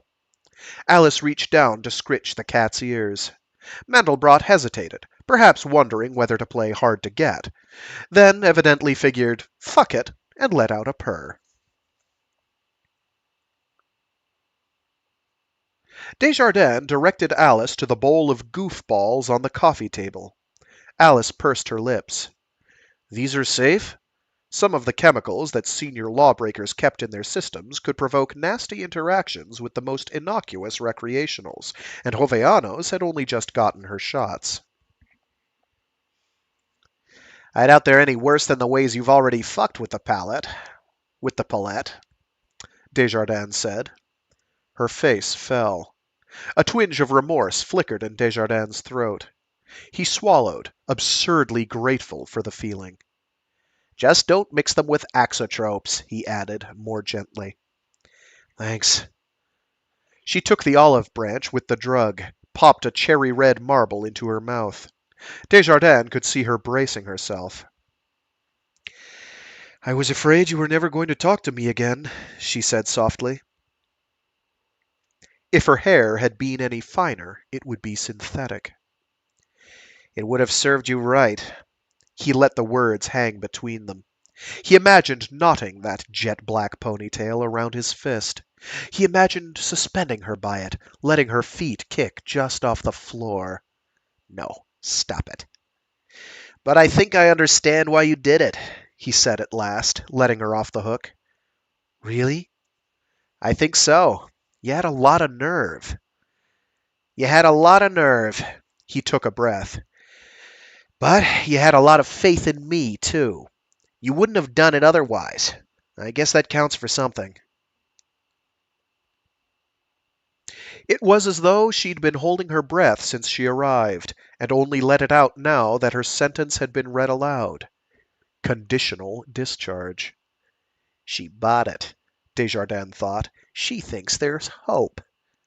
While another part of him, diminished but defiant, insisted, why does she have to be wrong? He brushed her cheek with his palm, could just barely hear the soft, quick intake of breath his touch provoked.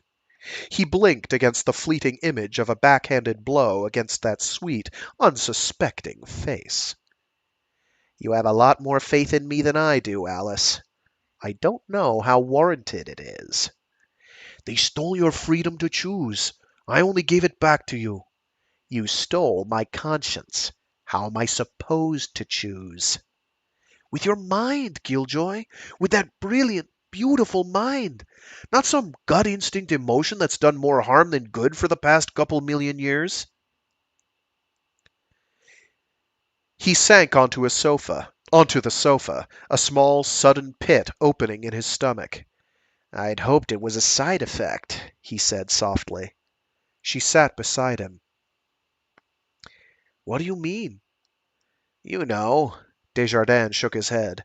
People never think things through. I kind of hoped you and your buddies just hadn't worked out the ramifications, you know? You were just trying to subvert the trip, and the whole conscience thing was a misstep. Unforeseen. But I guess not. She put her hand on his knee. Why would you hope that? I'm not really sure. He barked a soft laugh. I guess I thought if you didn't know you were. I mean, if you do something by accident, that's one thing, but if you deliberately set out to make a bunch of psychopaths. We're not making psychopaths, Achilles. We're freeing people from conscience. What's the difference? You can still feel. Your amygdala still works. Your dopamine and serotonin levels are normal. You're capable of long term planning. You're not a slave to your impulses. Spartacus doesn't change any of that. Is that what you think? You really think all the assholes in the world are clinical? Maybe not, but I bet all the clinicals in the world are assholes. You're not, she said. She stared at him with serious, dark eyes. He couldn't stop smelling her. He wanted to kiss her. He wanted to hug her. He wanted to gut her like a fish and put her head on a stick. He gritted his teeth and kept silent. Ever hear of the trolley paradox? Alice said after a moment. Desjardins shook his head. 6 people on a runaway train headed off a cliff. The only way to save them is switch the train to another track. Except there's someone else standing on that track, and he won't be able to get out of the way before the train squashes him. Do you reroute? Do you reroute? Of course. It was the greater good at its most simplistic. Now say that you can't reroute the train, but you can stop it by pushing someone into its path. Do you? Sure, he said immediately. I did that for you, Alice pronounced. Did what? Most people don't accept the equivalence. They think it's right to reroute the train, but wrong to push someone in front of it, even though it's exactly the same death for exactly the same number of lives saved. He grunted. Conscience isn't rational, Achilles. You know what parts of your brain light up when you make moral decisions? I'll tell you. The medial frontal gyrus, the posterior cingulate gyrus, the angular gyrus, all emotional centers, Desjardins cut in. Damn right. The frontal lobes don't spark at all. And even people who recognize the logical equivalence of those scenarios have to really work at it. It just feels wrong to push someone to their death, even for the same net gain of lives. The brain has to wrestle with all this stupid, unfounded guilt. It takes longer to act, longer to reach critical decisions, and when all's said and done, it's less likely to make the right decision. That's what conscience is, Killjoy. It's like rape or greed or kin selection. It served its purpose a few million years ago, but it's been bad news ever since we stopped merely surviving our environment and started dominating it instead. You rehearsed that, Desjardins thought. He allowed himself a small smile. There's a bit more to people than guilt and intellect, my dear.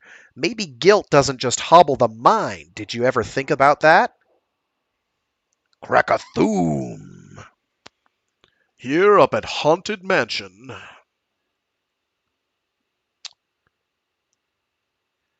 There's a bit more to people than guilt and intellect, my dear. Maybe guilt doesn't just hobble the mind. Did you ever think of that? Maybe it hobbles other things as well. Like what? Well, just for example, he paused, pretending to cast around for inspiration. How do you know I'm not some kind of crazed serial killer? How do you know I'm not psychotic or suicidal or into torture, say? I'd know, Alice said simply. You think sex killers walk around with signs on their foreheads? She squeezed his thigh. I think that I've known you for a whole long time, and I think there is no such thing as a perfect act. If someone was that full of hate, they'd slip up eventually. But you, well, I never heard of a monster who respected women so much he refused to even fuck them. And by the way, you might want to reconsider that particular position. Just a thought. Desjardins shook his head. You've got it all worked out, haven't you? Completely. And I've got oodles of patience. Good. Now you can use some of it. He stood and smiled down at her. I've got to go to the bathroom for a minute. Make yourself at home. She smiled back. I will indeed. Take your time.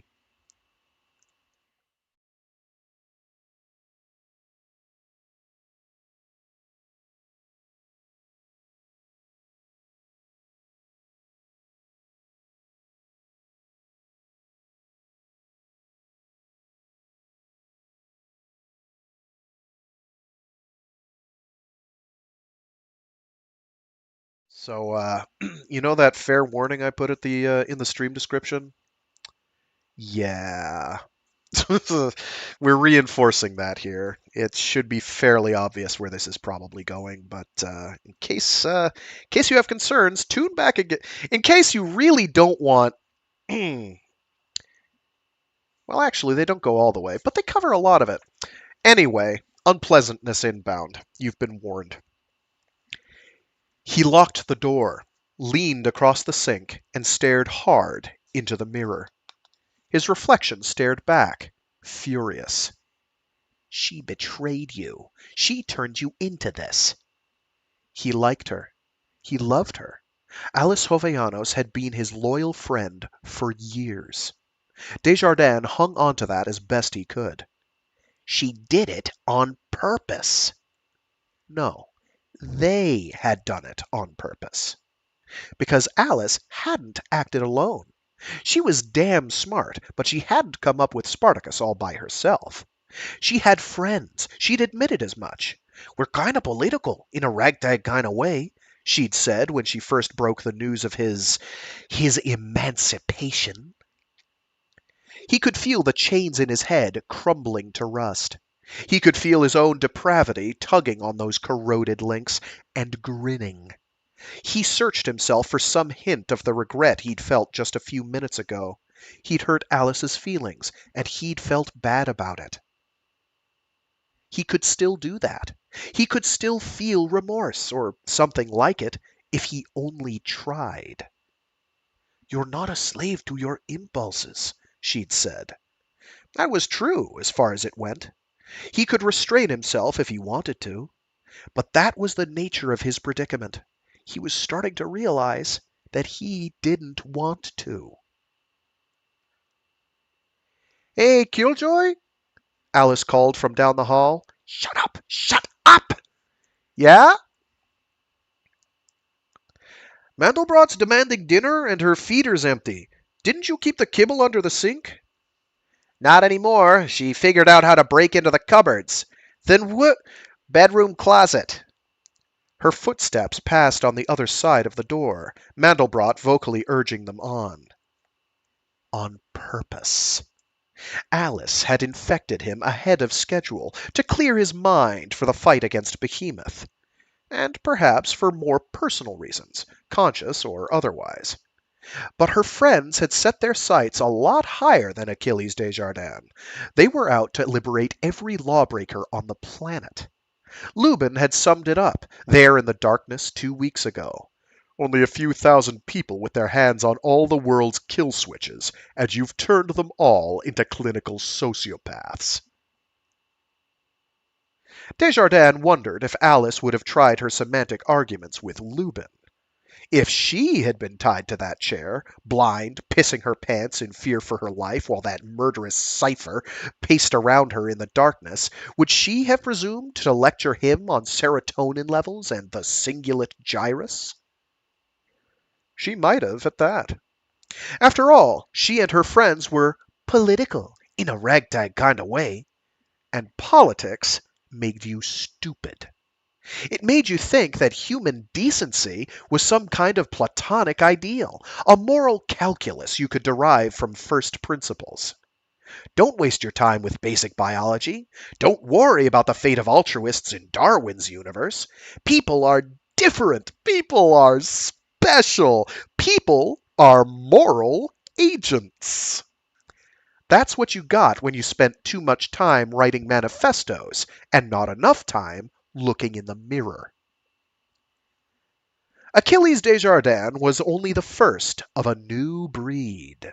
Before long there would be others, as powerful as he and as unconstrained.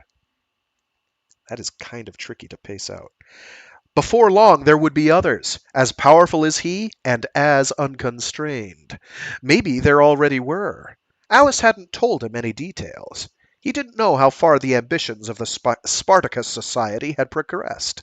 He didn't know what other franchises were being seeded or what the incubation period was. He only knew that sooner or later he would have competition. Unless he acted now, while he still had the advantage. Mandelbrot was still yowling in the bedroom, evidently dissatisfied with the quality of the hired help. Desjardins couldn't blame her. Alice had had more than enough time to retrieve the kibble, bring it back to the kitchen, and in the bedroom, he realized. Well, he thought after a moment, I guess that settles it. Suddenly, the face in the mirror was very calm. It did not move, but it seemed to be speaking to him all the same. You're not political, it told him. You're mechanical. Nature programmed you one way, CSIRA programmed you another. Alice came along and rewired you for something else. None of it is you, and all of it is you. And none of it was your choice. None of it was your responsibility.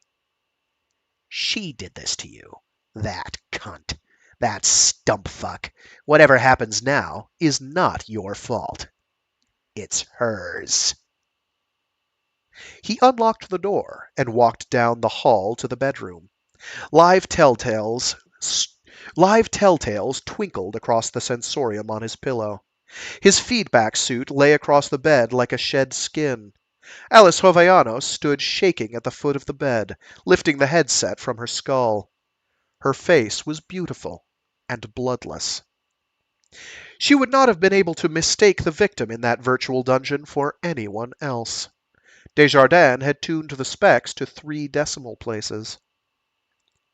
Mandelbrot immediately gave up on Alice and began headbutting Desjardins, purring loudly. Desjardins ignored her. I need some technical info, he said, almost apologetically, and some details on your friends. I was actually hoping to sweet-talk it out of you, though. He gestured at the sensorium, savoring the horror on her face. Guess I forgot to put that stuff away. She shook her head, a spasm, a panicky twitch. Don't think you did, she managed after a moment. Maybe not, Achilles shrugged. But hey, look on the bright side. That's the first time you've actually been right about me. It made sense at last. The impulse purchases routed almost unconsciously through anonymous credit lines. That plastic sheeting and portable incinerator. The dynamic inversion sound dampener. The casual snoop into Alice's master calendar and contact list. That was the great thing about being a lawbreaker on the trip. When everybody knew you were chained to the post, nobody bothered putting up fences around the yard. Please, Alice quavered, her lip trembling, her eyes bright and terrified. Achilles! Somewhere in the basement of Desjardins' mind, a last rusty link crumbled to powder. Call me Killjoy, he said.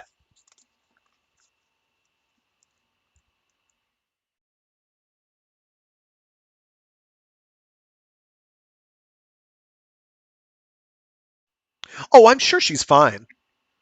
Oh, oh yeah, I'm sure she's totally fine. Absolutely. What could possibly go wrong? She's fine. Don't worry, she's fine. What are you so? She's fine. Come on. She's fine, guys. Totally.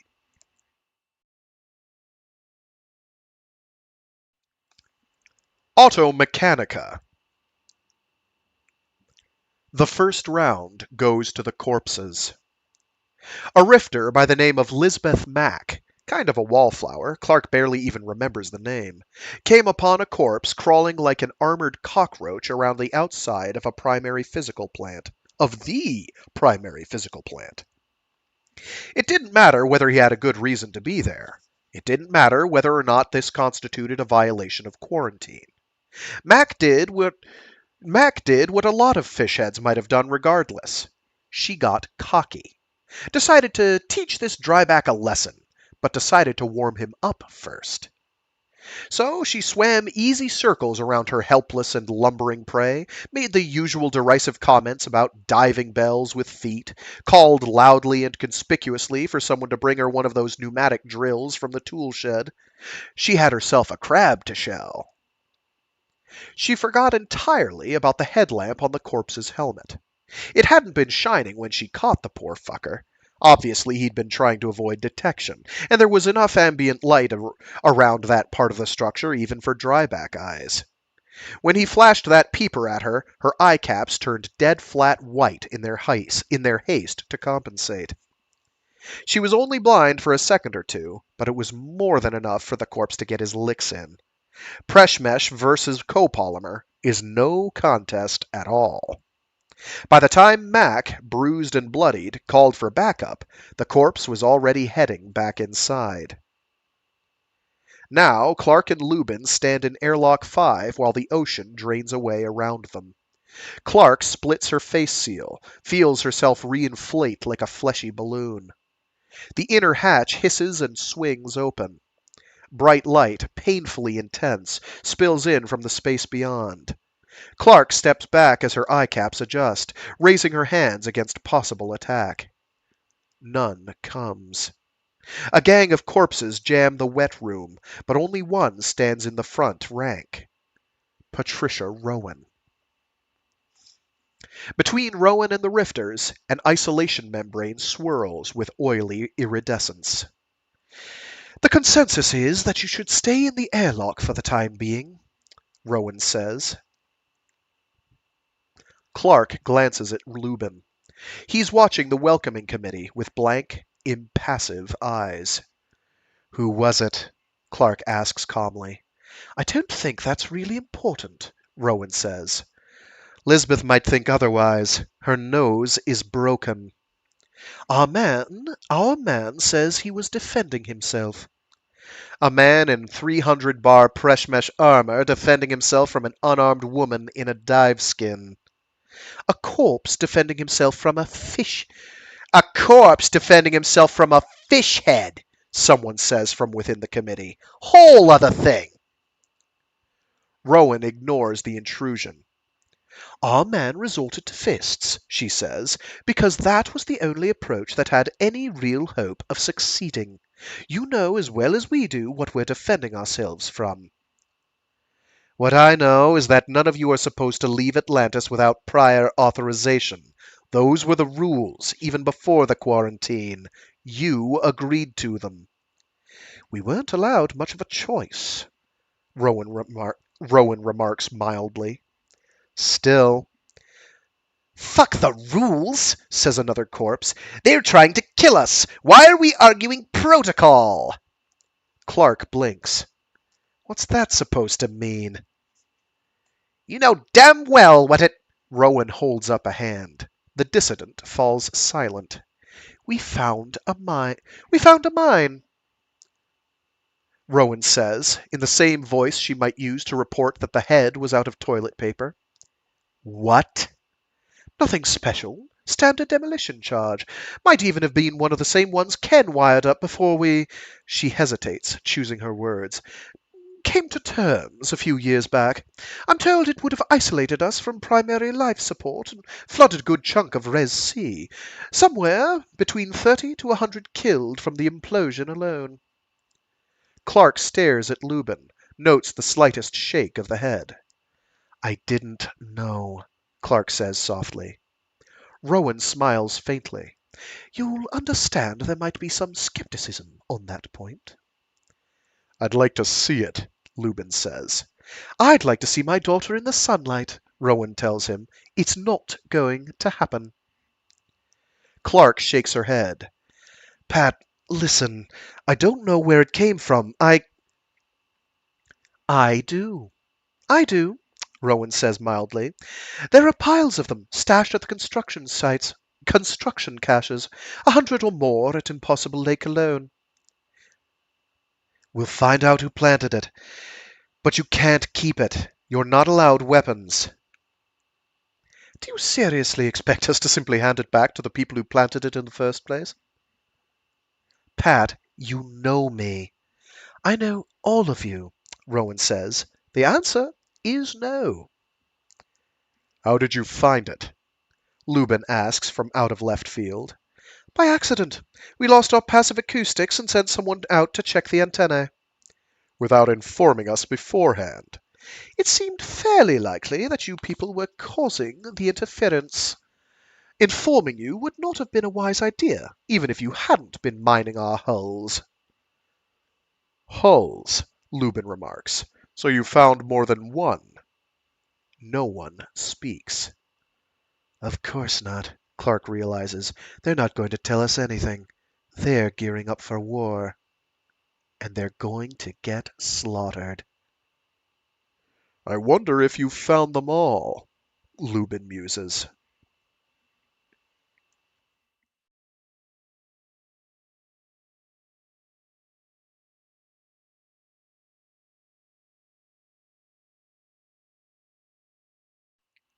They stand without speaking, gagged by the synthetic black skin across their faces. Behind their backs, behind the impenetrable mass of the inner hatch, the corpses return to whatever plots and counterplans they're drawing. Ahead, past the outer hatch, a gathering crowd of rifters waits for answers.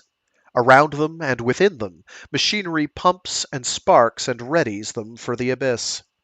By the time the water rises over their heads, they are incompressible.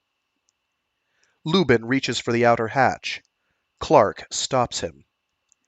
Grace, She buzzes. could be anyone. He rises, weightless in the flooded compartment. One hand reaches up to keep the ceiling at bay. It's an odd image, this humanoid silhouette floating against the bluish-white walls of the airlock. His eye caps almost look like holes cut from black paper, letting the light shine through from behind. In fact, he continues, I'm not entirely convinced they're telling the truth. The corpses? Why would they lie? How would it serve them? Sow dissension among the enemy. Divide and conquer. Come on, Ken. It's not as though there's a pro-corpse faction ready to rise up on their behalf and... He just looks at her. You don't know. She buzzes, so softly she can barely feel the vibration in her own jaw. It's all just guesses and suspicions. Rama hasn't had a chance to... You can't be sure. I'm not. We don't really know anything. She hesitates, then edits herself. I don't know anything. You do. Not enough to matter. Not yet. I saw you, tracking them along the corridors. He doesn't nod. He doesn't have to. Who? Rowan, mainly. And what's it like in there? A lot like it is in there, He says, pointing at her. Stay out of my head, you fucker. But she knows, at this range, it's not a matter of choice. You can't just choose to not feel something. Whether those feelings are yours or someone else's is really beside the point. So she only says, Think you could be a little less vague? She feels very guilty about something. I don't know what. There's no shortage of possibilities. Told you. Our own people, though, he continues, are not quite so conflicted and much more easily distracted. I can't be everywhere, and we're running out of time. You bastard, she thinks. You asshole, you stump fucker. he floats above her, waiting. Okay, she says at last. I'll do it. Lubin pulls the hatch. The outer hatch slides back, opening a rectangle of murky darkness in a stark white frame. They rise into a nightscape stippled with waiting eyes.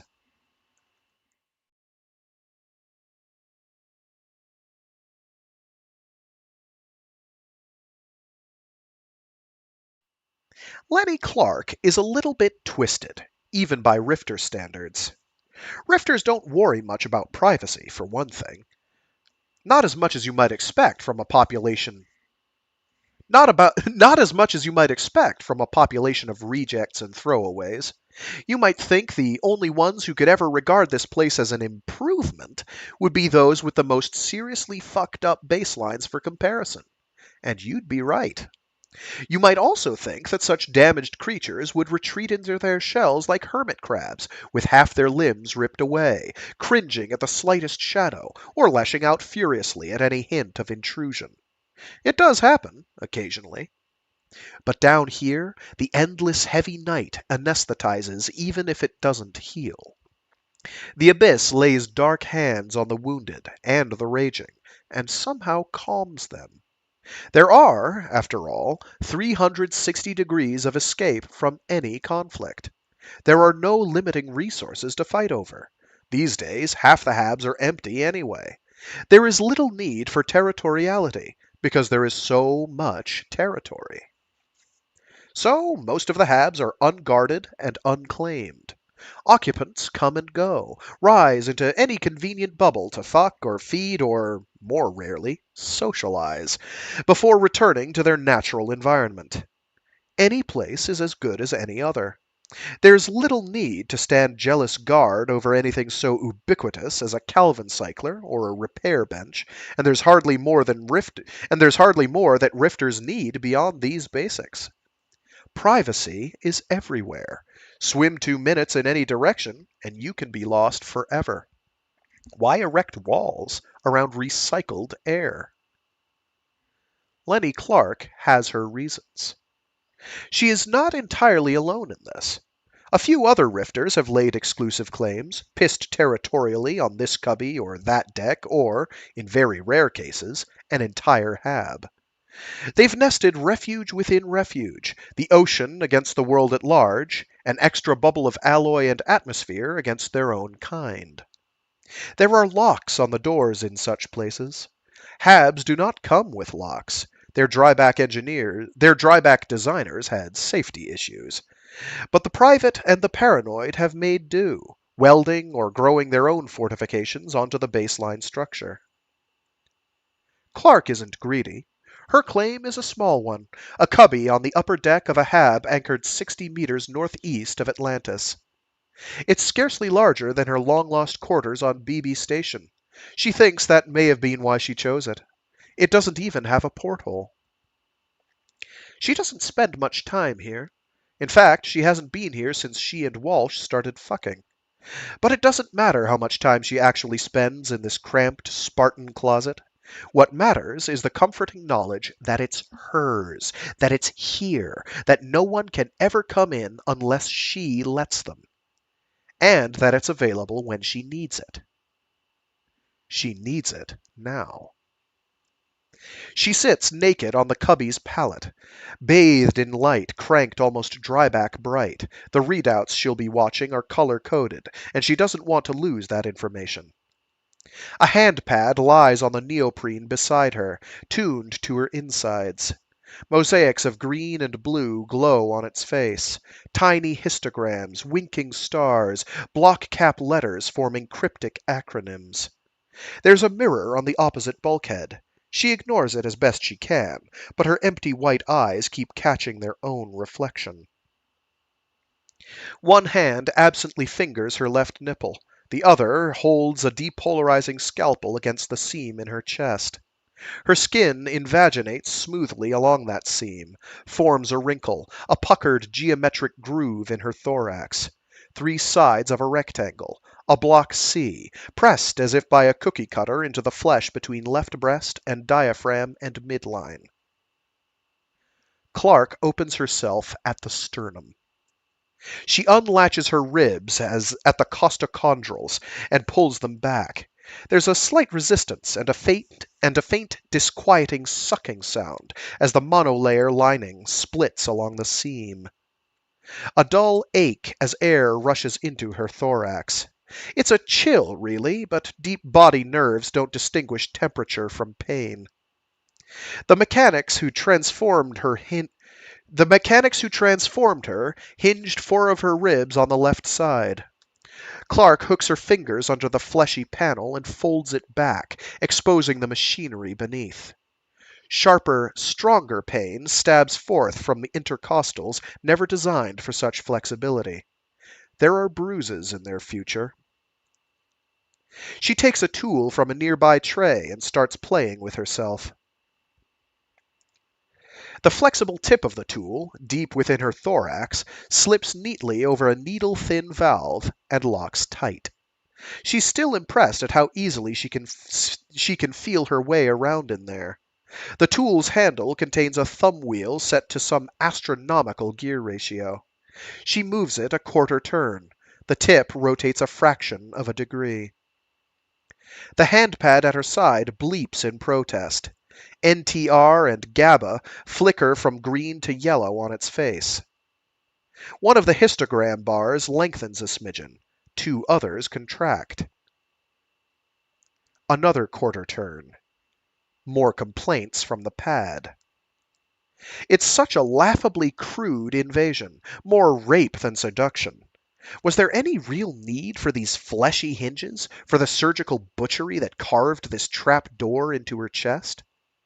The pad taps wirelessly into the telemetry from her implants. That channel flows both ways, sends commands into the body as well as taking information out of it. Minor adjustments, little tweaks around approved optima, are as simple as tapping on a touchpad and feeling the machinery respond from inside. But the tweaks that Lenny Clark is about to indulge in are way beyond minor. The Grid Authority never claimed to own the bodies of their employees, not officially at least. They owned everything they put inside, though. Clark smiles to herself. They could probably charge me with vandalism.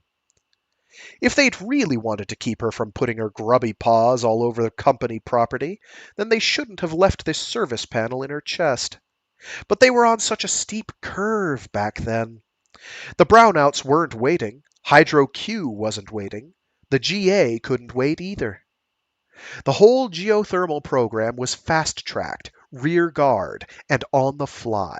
The rifters themselves were a short-term stopgap even on that breakneck schedule. Lenny Clark and her buddies were prototypes, field tests, and final product all rolled into one. How could any accountant justify sealing up the implants on Monday when you'd only have to cut your way back in on Wednesday to fix a faulty myocell or install some vital component that the advanced sims had overlooked? Even the dead man alarms were an afterthought, Clark remembers. Carl Acton brought them down to BB at the start of his tour, handed them out like throat lozenges, told everyone to pop themselves open and slide 'em in right next to the seawater intake. Carl was the one who discovered how to do what Lenny Clark is doing right now. Ken Lubin killed him for it. Times change, Clark reflects, and tweaks another setting.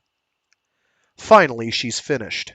She lets the fleshy flap fall back into her chest, feels the phospholipids rebind along the seam. Molecular tails embrace in an orgy of hydrophobia. Another ache throbs diffusely inside now, subtly different from those that have gone before. Disinfectants and synthetic antibodies, spraying down the implant cavity in the unlikely event that its lining should fail. The outraged handpad has given up. Half of its readouts are yellow and orange. Inside Clark's head, things are beginning to change. The permeability of critical membranes is edging up a few percent. The production of certain chemicals, designed not to carry signals but to blockade them, is subtly being scaled back. Windows are not yet opening, but they are being unlocked. She can feel none of this directly, of course. The changes by themselves are necessary but not sufficient. They don't matter here where lungs are used, where pressure is a mere single atmosphere. They only matter when catalyzed by the weight of an ocean. But now, when Lenny Clark goes outside, when she steps into the airlock and the pressure accretes around her like a liquid mountain, when 300 atmospheres squeeze her head so hard that her very synapses start short-circuiting, then Lenny Clark will be able to look into men's souls. Not the bright parts, of course. No philosophy or music, no altruism, no intellectual musings about right and wrong. Nothing neocortical at all. What Lenny Clark will feel predates all of that by 100 million years. The hypothalamus, the reticular formation, the amygdala, the reptile brain, the midbrain, jealousies, appetites, fears, and inarticulate hatreds. She'll feel them all, to a range of 15 meters or so, to a range of 15 meters or more. She remembers what it was like. Too well. 6 years gone, and it seems like yesterday. All she has to do is step outside. She sits in her cubby and doesn't move. And that's going to be it for today. Sorry we ran a little late. That's mostly because I started late. My bad. Hopefully won't happen again. It'll definitely happen again, but not because I want it to. Yeah, okay, mental picture processing disabled by now for now. Yeah, just snap crackle pop, and open goes that rib cage to fiddle around with the machinery in her guts. Great mental image. Just it's hard to read that without basically forcing my face not to be in a perennial wince. It just sounds horribly unpleasant. But she's got to do it for the intel. She needs to know. Anyway, with that, we're going to call it for today. We have 2 more readings probably. So hopefully, if I've got my schedule timed out, that'll be done the 16th. And then, oh shoot, I need to double check my timing. Fudge. No, it'll be fine, probably. We'll see. I should be able to, yeah. This shouldn't be an issue. This should have been planned out fine. If not, I will make it up. It'll happen anyway. I do want to get it done this month. I really want to get. I've got the helicopter story I want to read through, and then 2 articles with slightly different bents, but cover much of the same material. 2 slightly different angles on mostly on the fallout of what happened, and they're both fairly well written. Uh, so we'll get through that, and then I'll probably do like a brief "this was my opinion" type of thing, but I'll read the story first and then those later. That'll probably be in 2 weeks' time, 3 weeks' time, towards the end of the month.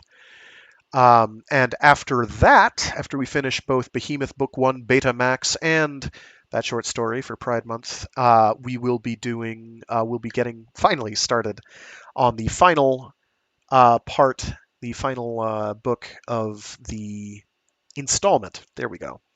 Of the Area X/Southern Reach trilogy by Jeff Vandermeer, Acceptance, and hopefully the people who waited for that will have tolerated or weathered the wait, at least in some, without too much distress. Anyway, without too much distress. Yeah. We'll leave it at that. I'll try and get a image of roughly where this place is supposed to be located, according to the coordinates we got earlier. Um, It seems nice. It seems nice. It's middle of absolutely gosh darn nowhere. I too cannot wait for Hyperion.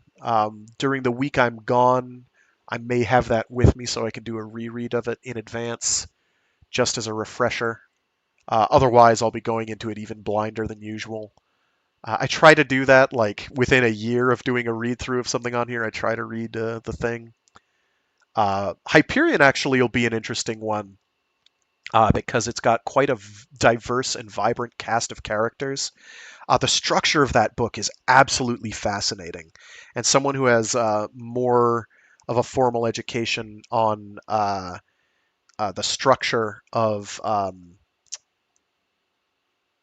longer form epics and whatnot could probably do you better than I can, and it probably knows the name of how it's arranged and set up. the formal title for how it's put together, but it's very very engaging to read because it kind of splits itself between not so much different vignettes, but kind of character backstories. Some vignettes within those character backstories. Why are they where they are? What are they doing here? How did they get here? And now what do they do from there? I loved that book so much I physically consumed it. I know that feeling. I got it completely on a whim at a used bookstore, which is where all my best books come from. Just, impulse purchase. Oh, this has a cool cover. I can't even read the description because the book jacket wasn't there. The book jacket didn't have an explanation really on it. Just kind of this is here's a picture of the author, and that's basically it. And I went into it completely blind and was utterly floored.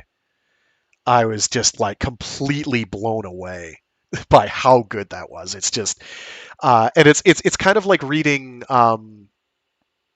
Ian M. Banks. Is you get around to reading it after you've read other things that clearly took notes from it, and you're like, oh geez, this ruins all of that forever, because now I think of certain authors as being like almost irredeemable, unoriginal hacks. It's like, oh no, nothing can compare. Oh, you just tried to rip this off lock, stock, and barrel. Like, I don't want to bash Peter F. Hamilton too much. I think he's a fun writer, but like some of his work from like the last 15 years or so has been like almost literally beat for beat Endymion, the sequel to Hyperion. And it's just like, oh, come on, buddy. It's different. It's different enough that I still recommend giving some of his work a go. Um, but Hyperion and Endymion are better in my opinion. Ian M. Banks is an author as well who is like uh, is an author you read and you're like, oh geez, this taints everything because he's just so damned good. Ian M. Banks, I have got to get to reading like the entire Culture series that he did. They're all so good for different reasons. I love every book in that series, every single one, and it I'm always bummed when I remember, oh yeah, he's dead. You're never getting more of this. And I'm just like, yeah, well, them's the breaks. All the best authors are dead. Terry Pratchett is another one. It's like, man, how do you even compete? Um, you know, Frank Herbert. There's a number of authors where it's like, man, there's some stiff competition out there, and it makes it really hard when you know when someone is copying someone else, and you're like, oh yeah, that person is doing their best to sound like Ian M. Banks. That person is doing their best to sound like Frank Herbert, and it's not working. It's one of the reasons I'm probably so hard on the Brian Herbert and Kevin J. Anderson prequels, midquels, and sequels to Dune. Because Kevin J. Anderson, and I know I've said this before, is makes does really good fan fiction. That's the fire department coming to take care of me and my hot take that's burning down the building I'm in. So don't worry about it. He does really good fan fiction. I think some of the work that Kevin J. Anderson did for the Star Wars expanded universe, back when that was a thing we were allowed to care about and consider canon, some of his work is some of the best that's in it. Because it's fun, because it's so open-ended. You can get away with literally anything. You can do anything, or could back then, anything in the Star Wars universe. It was like the perfect place to put whatever the frig you wanted, because there was room for it. There was room for cyberpunk stuff. There's room for vengeance quests. There's room for, gritty gambling stories and heists. There's room for like there's room for android uprisings. I read The Tale of IG-88 on here, so people should know about that one, and you should check that out. It is so much fun. So there was room for that stuff, and also, harkening back to the characters you knew and loved. But when you go and you do the same thing for Dune, it's just not well advised, not a good idea.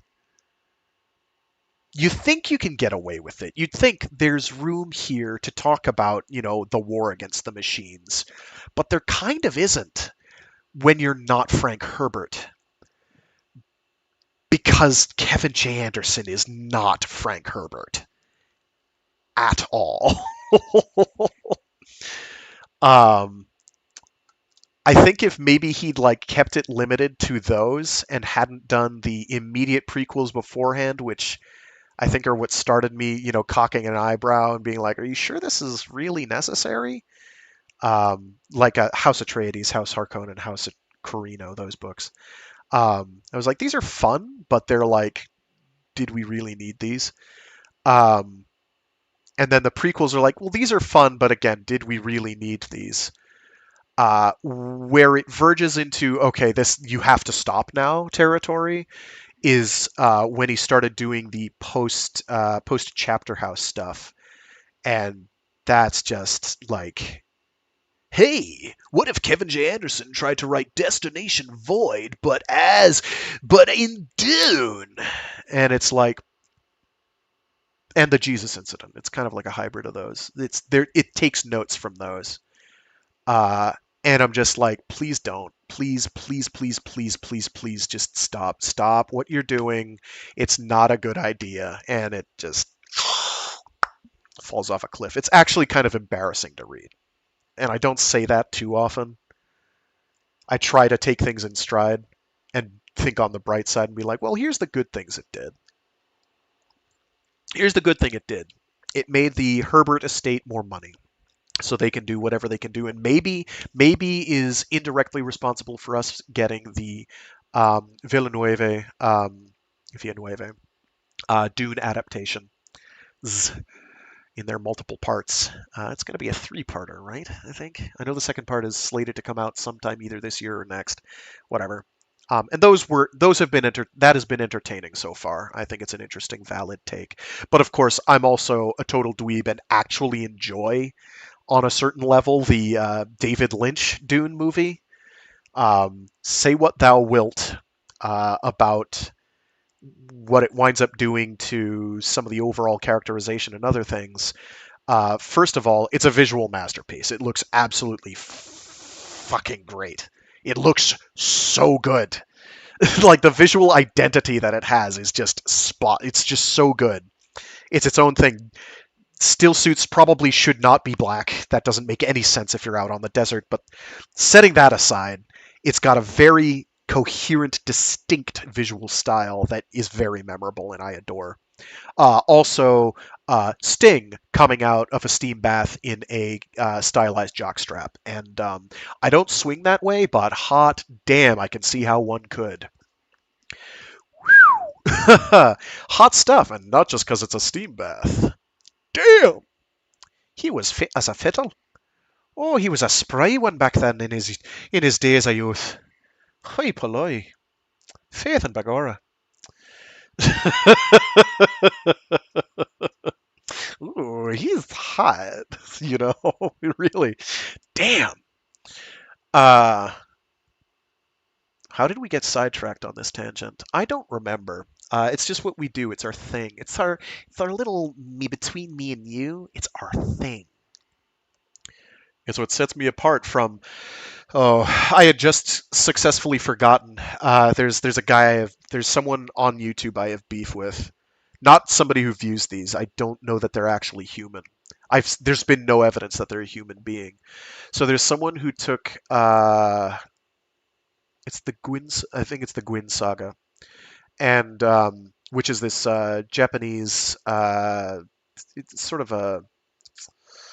I wouldn't call it high fantasy. I wouldn't call it super low fantasy either. It's kind of right in the middle. There's some fantastical elements, but it's a dude whose head has been turned into a lion or a leopard or something. I can't remember right now. Um, in any case, kind of like Conan the Barbarian, but with a cool lion man, or leopard man, or tiger man, whatever. It's cool. Anyway, this person. So their sins are multifold. Their sin the first is they have an AI slash machine translated they AI slash machine translated the novels, and the translations are stiff and they're awful and it sucks and it actually is a I've had from good on good authority are mistranslated horribly in certain portions of the books. It's a long running series. I don't know how many volumes it is. I'm glad somebody took the time to translate it. I'm glad somebody took the time to make it well known. What I'm not glad about is that they used a machine to do it, and then we're like, hey, you know, it would be a great idea. Let's take this machine translation and have Microsoft Sam do, well, an updated version of Microsoft Sam do the talking of the text for a person so that a human being is not reading it. And it sucks. And you think my long form things are long form at like 2.5? What are we at right now for this one? This has got to be 2.5 hours now, right? Come on, where's my clock? I can't see it. There it is. 2 hours, 48 minutes. We're almost going on 3 hours for this one. These are like 5 to 10 hours long, some of them. And they just drone on and on and on. There are not many people in the world where I'm like, if I ever met this dude in real life, I would have stern, stern words and possibly come to fisticuffs over how they're wasting everyone's goddamn time. But this person came close. I'm not going to give you their name. You can probably find it if you have to. I appreciate that someone did it, but for Christ's sake, you're a meat body, aren't you? Use your meat body. Am I a great orator? Fudge, no. I'm terrible at this shit. I'm making it up. I'm winging it.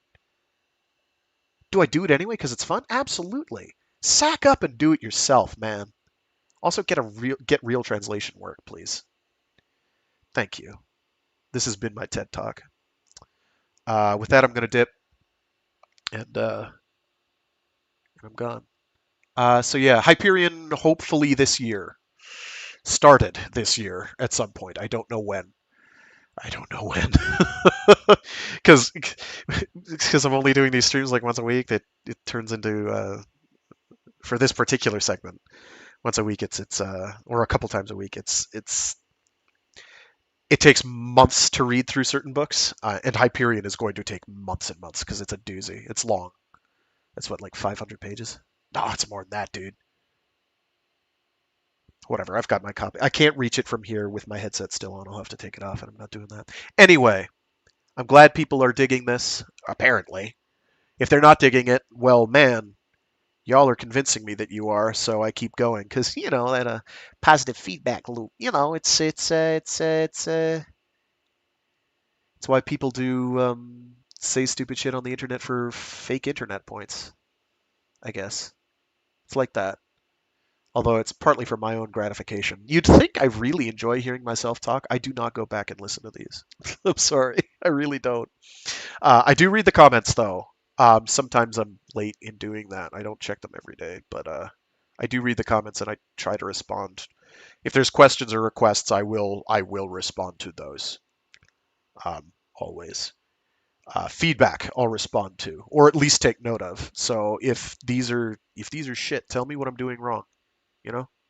Oh, well, you should actually be doing this like in an actual office with soundproof walls, and you should actually show you. I'm not showing my face, dudes and dudettes, bros and brodettes. It's not. I'm not. I'm not that guy. I'm not saying I'm some sort of an ogre. I'm not doing that. It's not in the cards. You can hear my voice, and you'll just deal with it from there. You can imagine what I look like. I could be an ogre. You don't know. It'd all be. I mean, I might not even be real. You know. Y'all might not be real. I don't know what's real or not. What's going on? Are we getting philosophical? What is that? Ooh, Otter showed up. Cool. Hello, Otter. I'm distractible. I don't have ADD, I swear. Anyway, I gotta go. See you all later. Thanks for tuning in.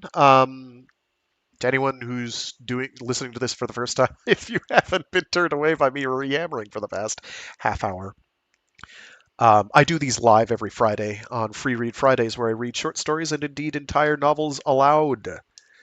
Um, if you're watching this after the fact, you can catch me starting at around 12 noon Eastern Standard Time. So yeah, If you want to catch them live, feel free to do that. If you don't want to catch them live, it's no problem. It's much easier to watch them after the fact and skip through me doing awkward pauses or whatever, and ranting diatribes and all the other good stuff. At any rate, that'll do it for now. See you all later. Stay safe, stay sane. Be toasty or cool as per your preference. Eat the things you like to eat, and be decent to each other. Uh, Also, in the words of Warren Zevon, don't let us get sick, don't let us get old, don't let us get stupid. All right? That's pithy. Yeah, nailed it. Pithy, like a pith. Like, the middle of a plant, a tree, pith. It's very, very pithy.